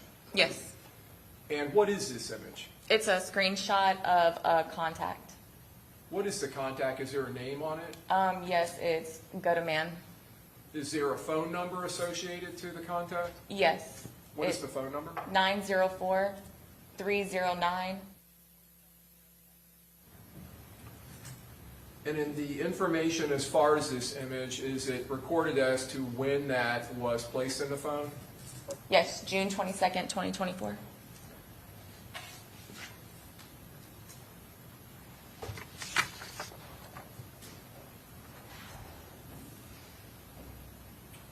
Is this an image that was found in the partial extraction? And this is state 65E is an echo.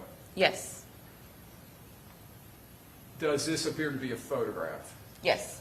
What's in the photograph? A black boot, black pants, a bag that has a charger, 305s, and a straight talk phone. Okay. 305s are cigarettes? Yeah. All right. And is there a time and date as to the recording of that image? Yes, it's June 22nd, 2024 at 7:09 a.m. in UTC time. In UTC time. So that would be 4 hours ahead as far as Eastern Standard Time? Sustain us to leading. Rephrase Would your there be an question. offset between Eastern Standard Time and UTC? Yes. And what is that? 4 hours. Universal Time Code, is that UTC? Yes. State 65F is in Foxtrot, Publishing. Was this another image that was in the partial extraction? Yes. What is in the image? Rifle. Are you familiar with the AR platform? Somewhat, Does yes. that appear to be an AR platform rifle? Yeah. And is there a time associated to the collection of that image in the phone? Yeah, it's June 20th, 2024, 3:02 a.m. in UTC time.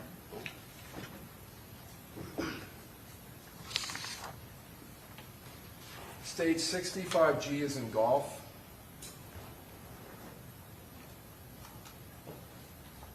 Was this an image that was on that extraction? Yes. Can you tell the jurors what this image is? It is a screenshot of a message through Airbnb. Okay. try to zoom in on it so we can read it. Now, if you could start at the top, does there appear to be a name associated to the message? Yes. And what is the name? The person that they're writing to is Rashad. Okay. What is the name of the person on the top that is sending the message? Anthony. Can you read the message for us? Yes. Hello, Rashad, and thanks for your reservation. I wanted to confirm right away your reservation at Lagoon Oasis starting on June 22nd, 2024 to June 24th, 2024. If you need any additional information, please do not hesitate to ask. You'll receive check-in instructions 2 hours before 3 to 5 p.m. on the day of your arrival through an email titled Lagoon Oasis Check-in Instructions. Our HOA requires for security purposes that all guests booking with us provide a valid ID through the Airbnb message portal. Failure to comply with this request will apply our cancellation policies. Regarding early check-in, if we finish preparing the room for you early, we will let you know so that you can check in early. There is an additional cost of $20 payable through the resolution. I look forward to hosting you. Was there information recorded in the extraction showing when this was actually sent to the phone? Yes. And just so you have a good opportunity to read that, can you read for us the date it was created and the time?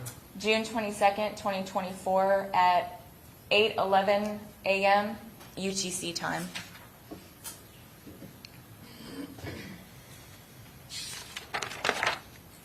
This information was being relayed to Detective Ramos from the Tampa Police Department? Correct.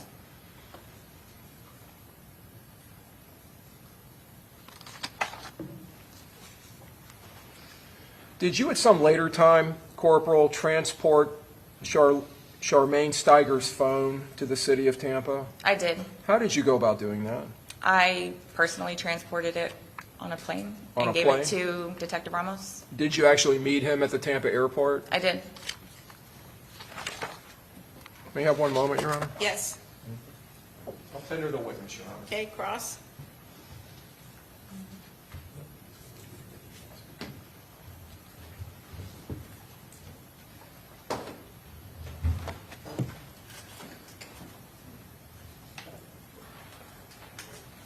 All right, your involvement in this case, just want to get what your involvement was. You work in Georgia, Yes. and were you a sort of a supervisor of the individuals that were working in Georgia? No, my sergeant called and asked me to come. Okay, and so who was supervising the operation in Georgia? We don't really have like a supervisor. I mean, I kind of became the main point of contact, but the way we work on the unit, we just all do stuff together. Okay. So there's no real like supervisor. All right, no problem. But I guess, part of the investigation entailed you holding on to a phone, right? Correct. The phone that was inside of the cruise? Yes. And who had that phone? Inside the cruise? Yes. Do you know who had access to the phone? Both of them, I believe.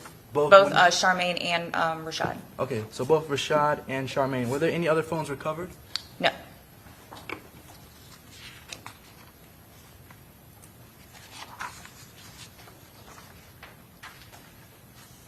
This image, this is State's Exhibit 65B. You mentioned this on direct, right? Yes. Do you know the significance of it? I only did it, at the time, I was still getting filled in on all the details, and I remember they had told me that there was like some beef between the victim in this case and another rapper named Young and Ace. So I was just going through it and then taking notes. Okay. So I just put this in there. Understood.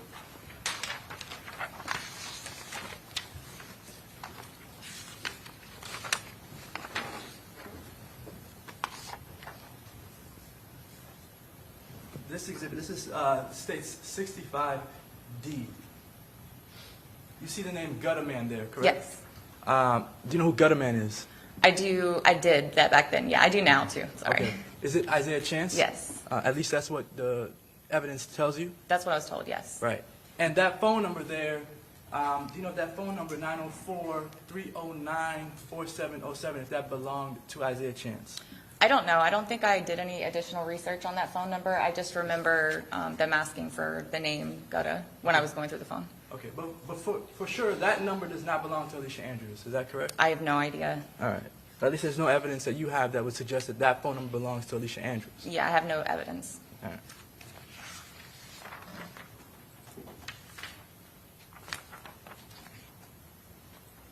Showing 65E, state 65E. This photograph, do you know who is depicted in this photograph? I'm sorry. I didn't mean to cut you off. My You're bad. good, you're good. Do you know whose foot or leg is depicted in this photograph? I don't. Okay. You're not sure if that's Rashad or Davion? No, I can't see any. I can't see their face. Okay. And then what about the, I guess the significance of the photo itself? Do you know what this photo signifies? So I took note of this because I had seen the surveillance footage, and it matched the clothing, and there were also some like jail calls later that mentioned the straight talk phone. Okay. Well, they didn't say a straight. They talked. What do they? They didn't want it to be tracked like an untraceable phone. I can't think of what They call it like a right. burner phone? Yes, burner phone All right. or trap phone or something. Okay. But none of that conversation was surrounded with Alicia Andrews, correct? No.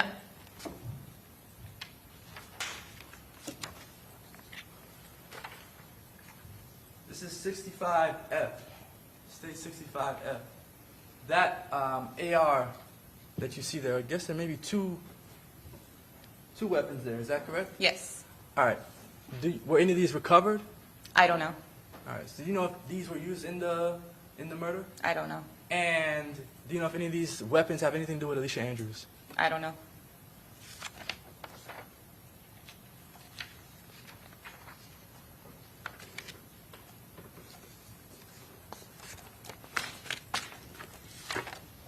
The last portion of the exhibit, 65G, that we saw earlier.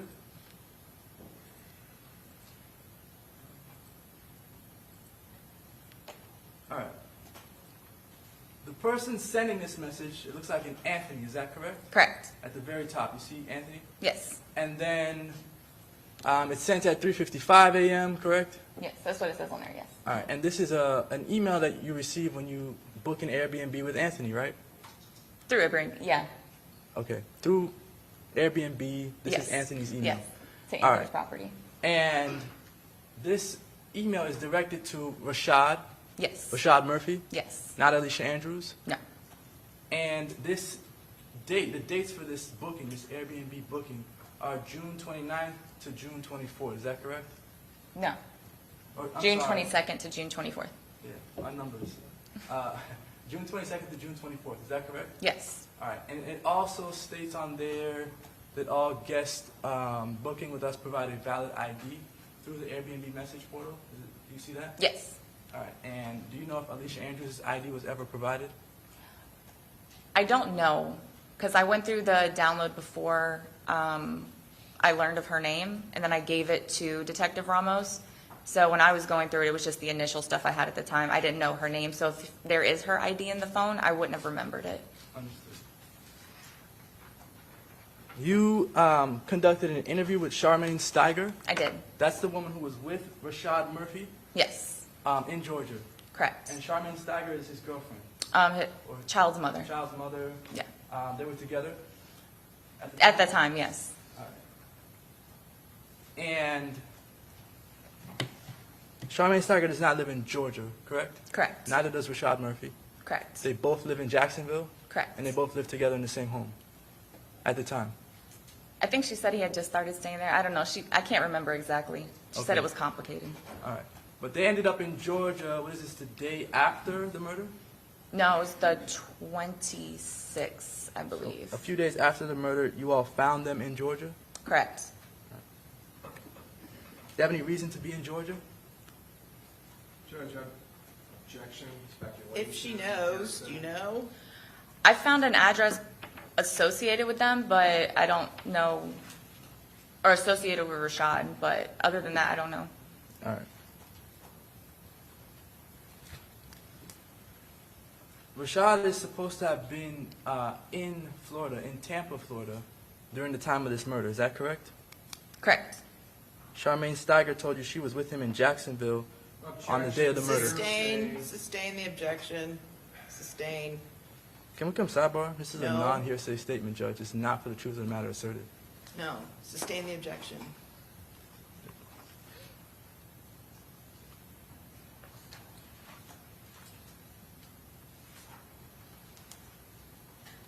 Charmaine Steiger never got arrested, right?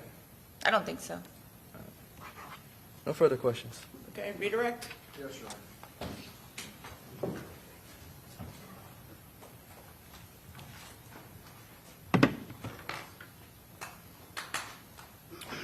Corporal, you indicated that we just all do stuff together when you're conducting investigations. Were you talking about you and the other detectives in the homicide unit? Yeah, we just all kind of take tasks and do it.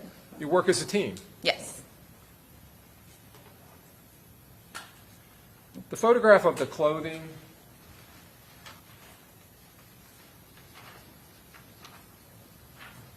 states 65E.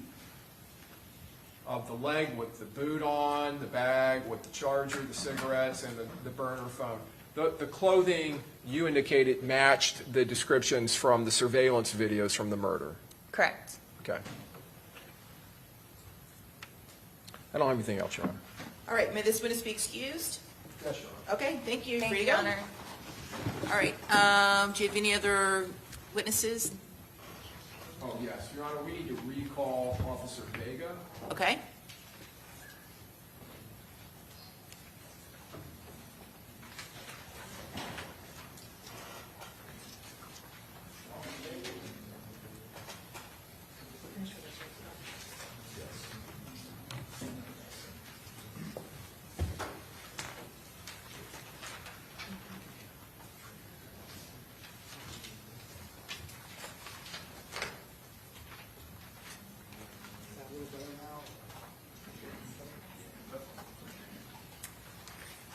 Wait, sir. Mr. Vega, you remain under oath from when you were previously sworn. Let's watch stuff.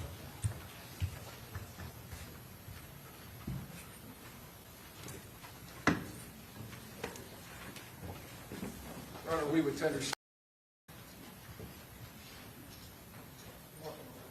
Okay, All jurors, all jurors. very good. Do we need, I think there is an exhibit that's still in dispute, correct? Yes. 75, and remind me again which. C3. C3. Is that the only one, 3 and 10? Judge, yes, it is, 3 and 10.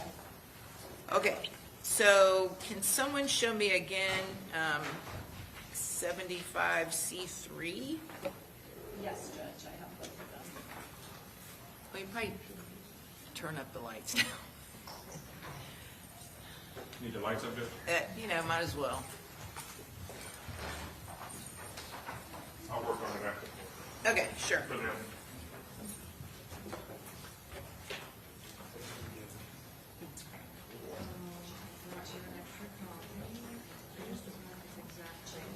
Okay, so tell me, what am I looking at here?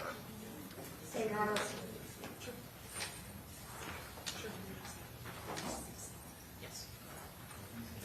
No, they're not. Sorry, Your Honor, I have to say this claim.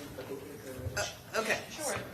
What is this? The messages, which are to what appears to be an iPod, Your Honor, are iMessages back and forth with this defendant and a 6-block member, so a member of the opposing side of her current boyfriend from back in 2020. That 6-block member is explaining to her some of the issues that he is having with Charles Jones.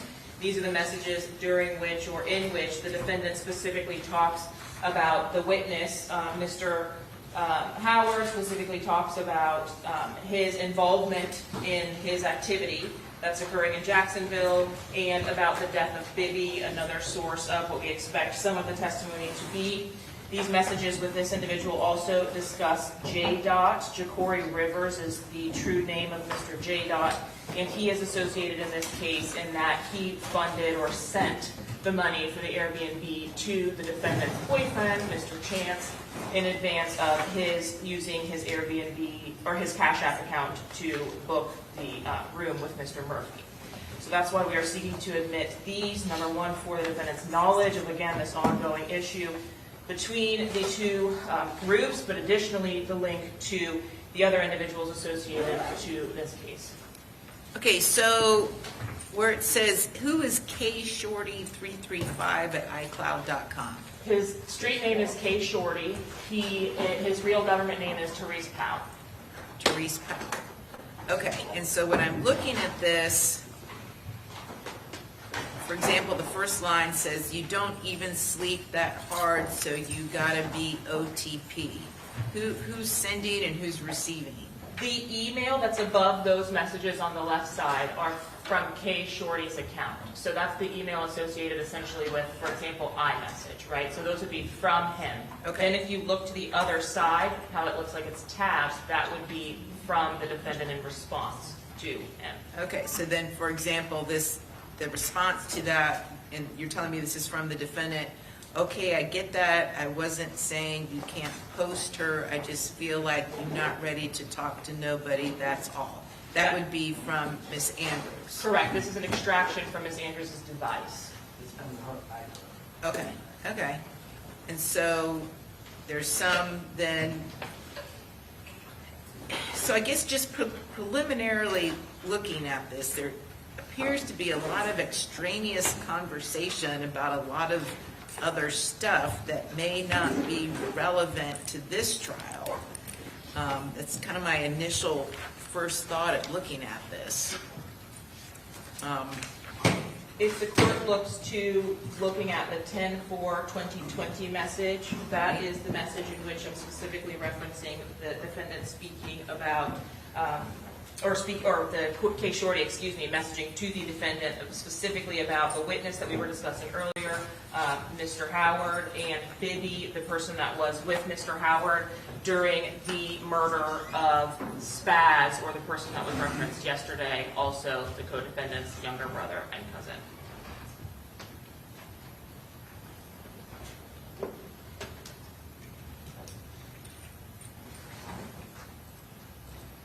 Okay, and this would be the message, you said 10:20, which from K Shorty begins, all I want you to do is protect me and make sure nothing happened to me, because I'm gone, do the same. Don't let nobody know we talked, that you think gone, get around to somebody else, because you never know what other people. Anyway, it's a very long run-on sentence. So is that? Yes, it's a very long run-on paragraph. It actually starts at the 11:36 message from that same date, Your Honor.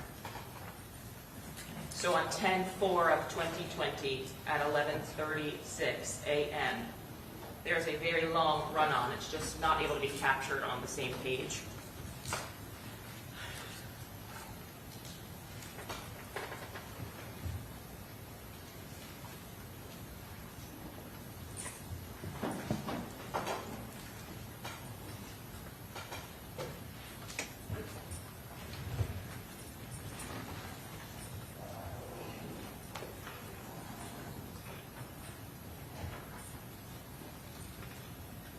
Okay, and so defense, what's your objection? Several, Judge. I'll start with first just the date of the messages. They are even earlier than the messages that we objected to on yesterday. These messages are from October of 2020.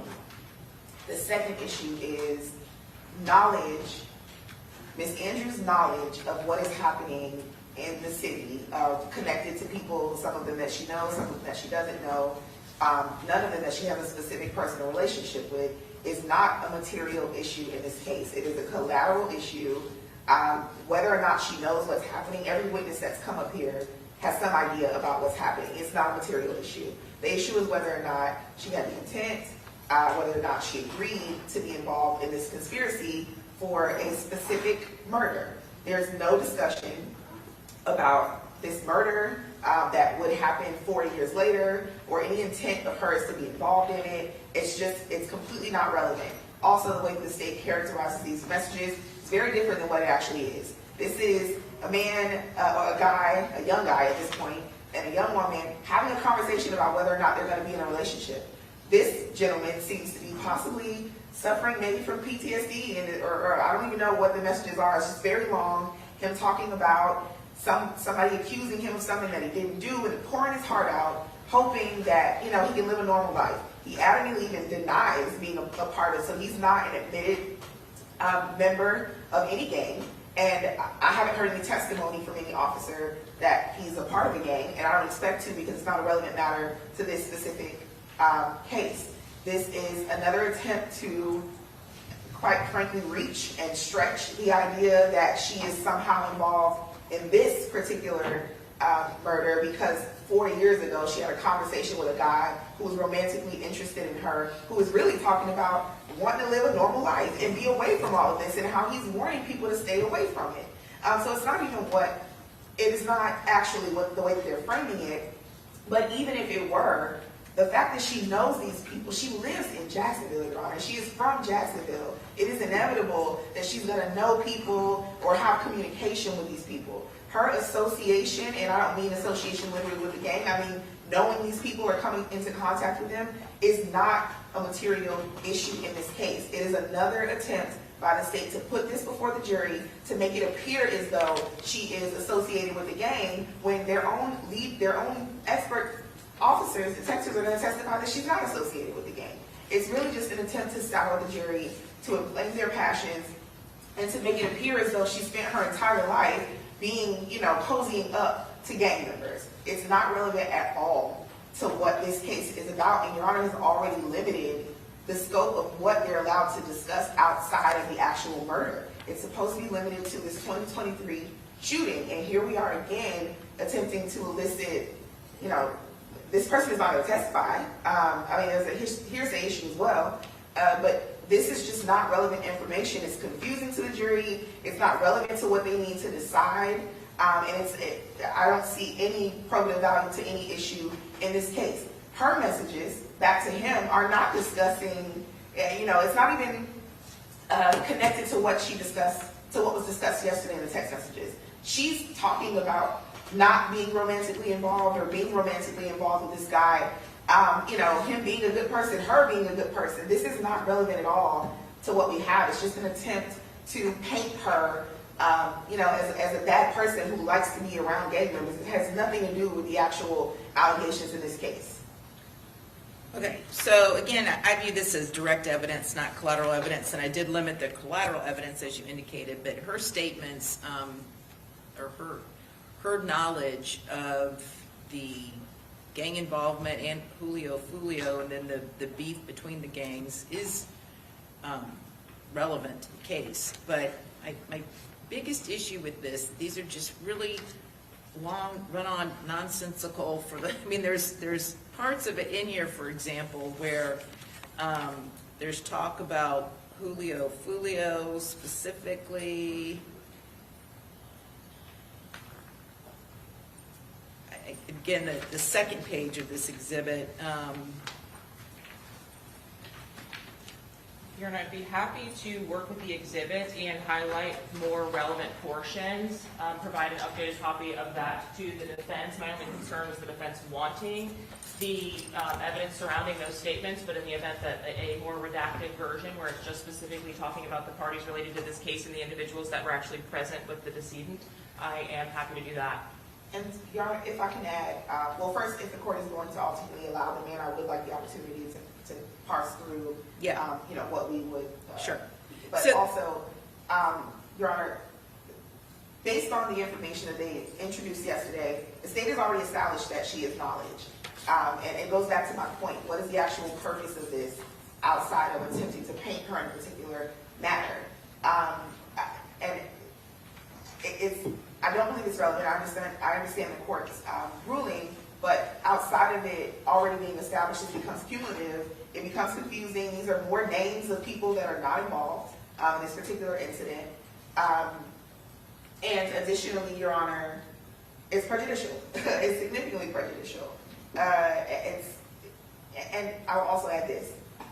if knowledge of the gangs, because the way that the state is painting it is though she has some kind of specialized knowledge of these, these incidents and these people, I don't expect objections when we question their witnesses about how common this information is, right? When we question them about the comments on, social media, the things that people seem to be aware of, the people that make videos and appear to have intimate knowledge about what's going on. If knowledge is, if they're painting her to have some sort of specialized knowledge, then I don't expect there to be any sort of objections or limiting to us establishing this is actually not specialized knowledge. This is information that anybody in proximity or with a phone could get access to because everyone is talking about it everywhere. Okay, well, that sounds like your cross or closing argument, right? Maybe both. Okay. Okay, so you do need, I want you, State, to attempt to redact this, just to, like, pertinent parts. Like, I can make out in here, for example, the conversation.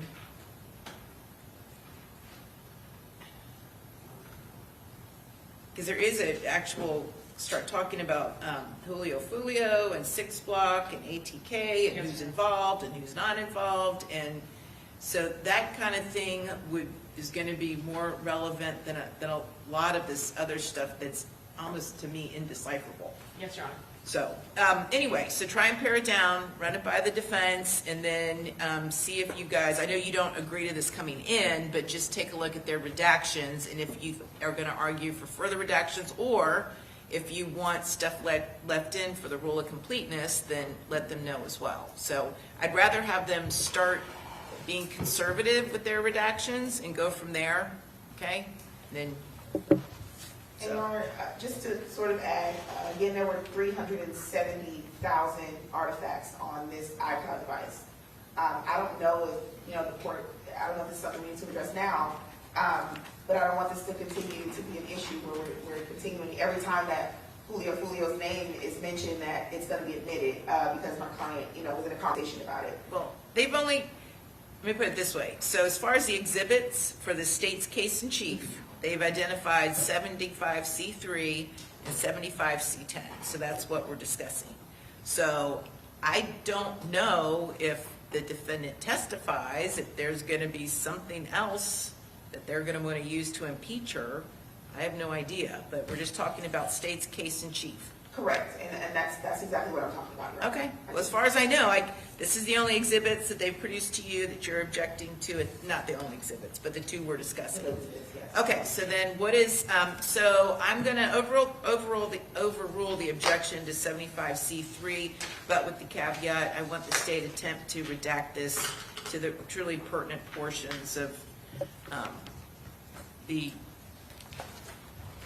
message exchange. And for the record, because I don't believe I said this, we also would object on the basis of hearsay. Okay. As it's related to the other person's statements, and based on what the state is saying, it appears as though they are attempting to elicit this for the truth of the matter, that she was aware of what was actually occurring, and that what he's saying is actually true.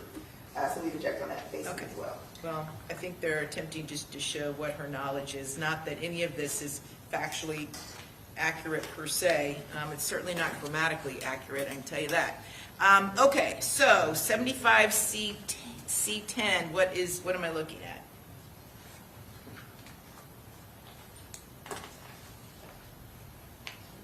Your Honor, 75. These are messages from 2023? Do you want to see? Sure. Or Is it maybe C1? it's marked as C10. It's C10.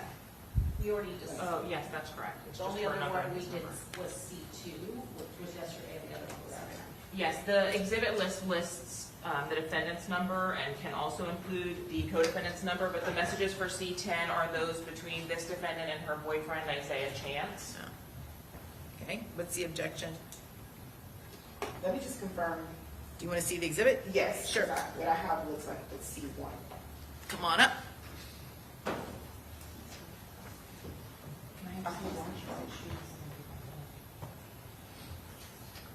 Okay, now I'm looking at C1.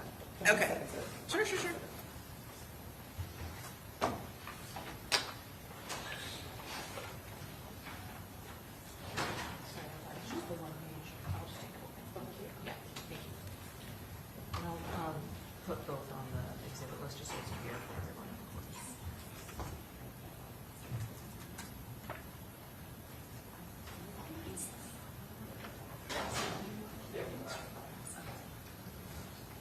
was locked out.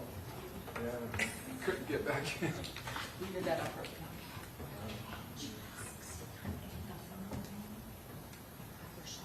You can go. Thank you. Oh, okay. Is this it? Okay.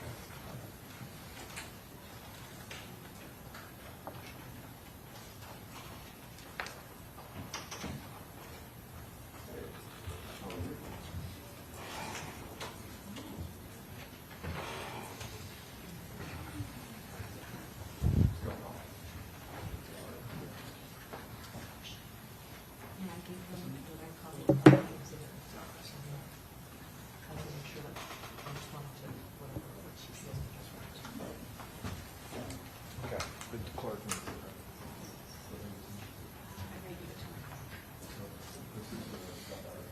Oh, okay, I'm sorry. Yeah, she is that. Okay, so, Judge, we'd object for all the same reasons. okay. And what's the relevance of this, Mrs.? Your Honor, as it relates to the messages in C10, the communications between these two devices are both, again, the same basis, the knowledge, but specifically in the instance of the April 10th of 2023 messages, the defendant's co-defendant, Mr. Chance, is referencing 23. That person will be one of the individuals that was shot and killed at the town center that was referenced and will be ultimately referenced by our gang units as well in this case. It, again, goes to her knowledge of not only her knowledge of those killings in the dispute, but the defendant's boyfriend, or Mr. Chance, the co-defendant, actually explaining to her what occurred there and why he will not return there, and essentially providing her with additional information about his problems with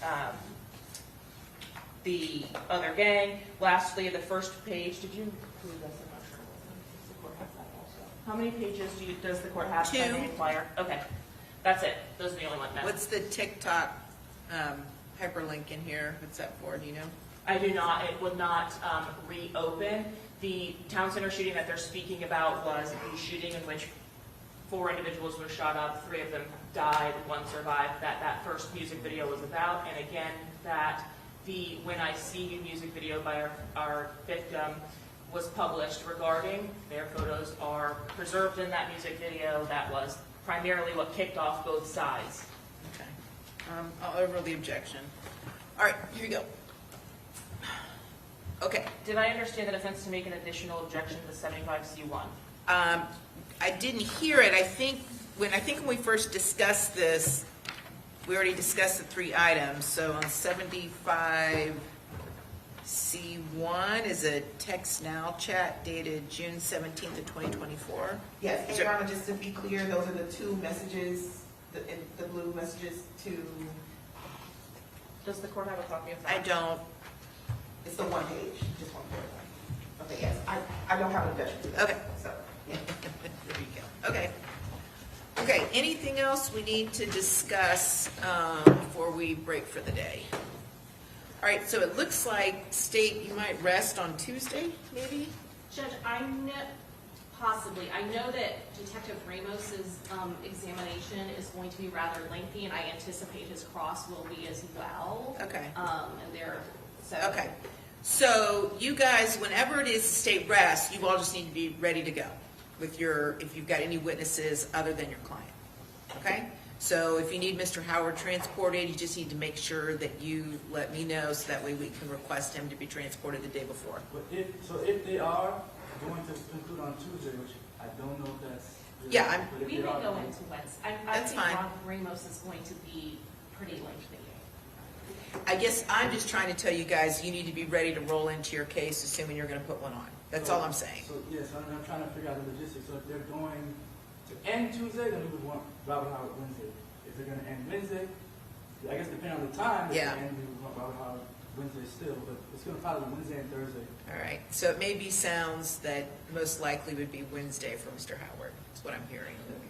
Okay. I think so, because we saw the medical examiner, the ballistic expert, and some witnesses from Jacksonville. Sure. Okay. All right, so maybe possibly closings Thursday? Okay. We'll we'll see. Okay. All right, very good. You guys enjoy your weekend too. All right, see you all Monday morning at 9 a.m. The body camera. Oh, the body camera.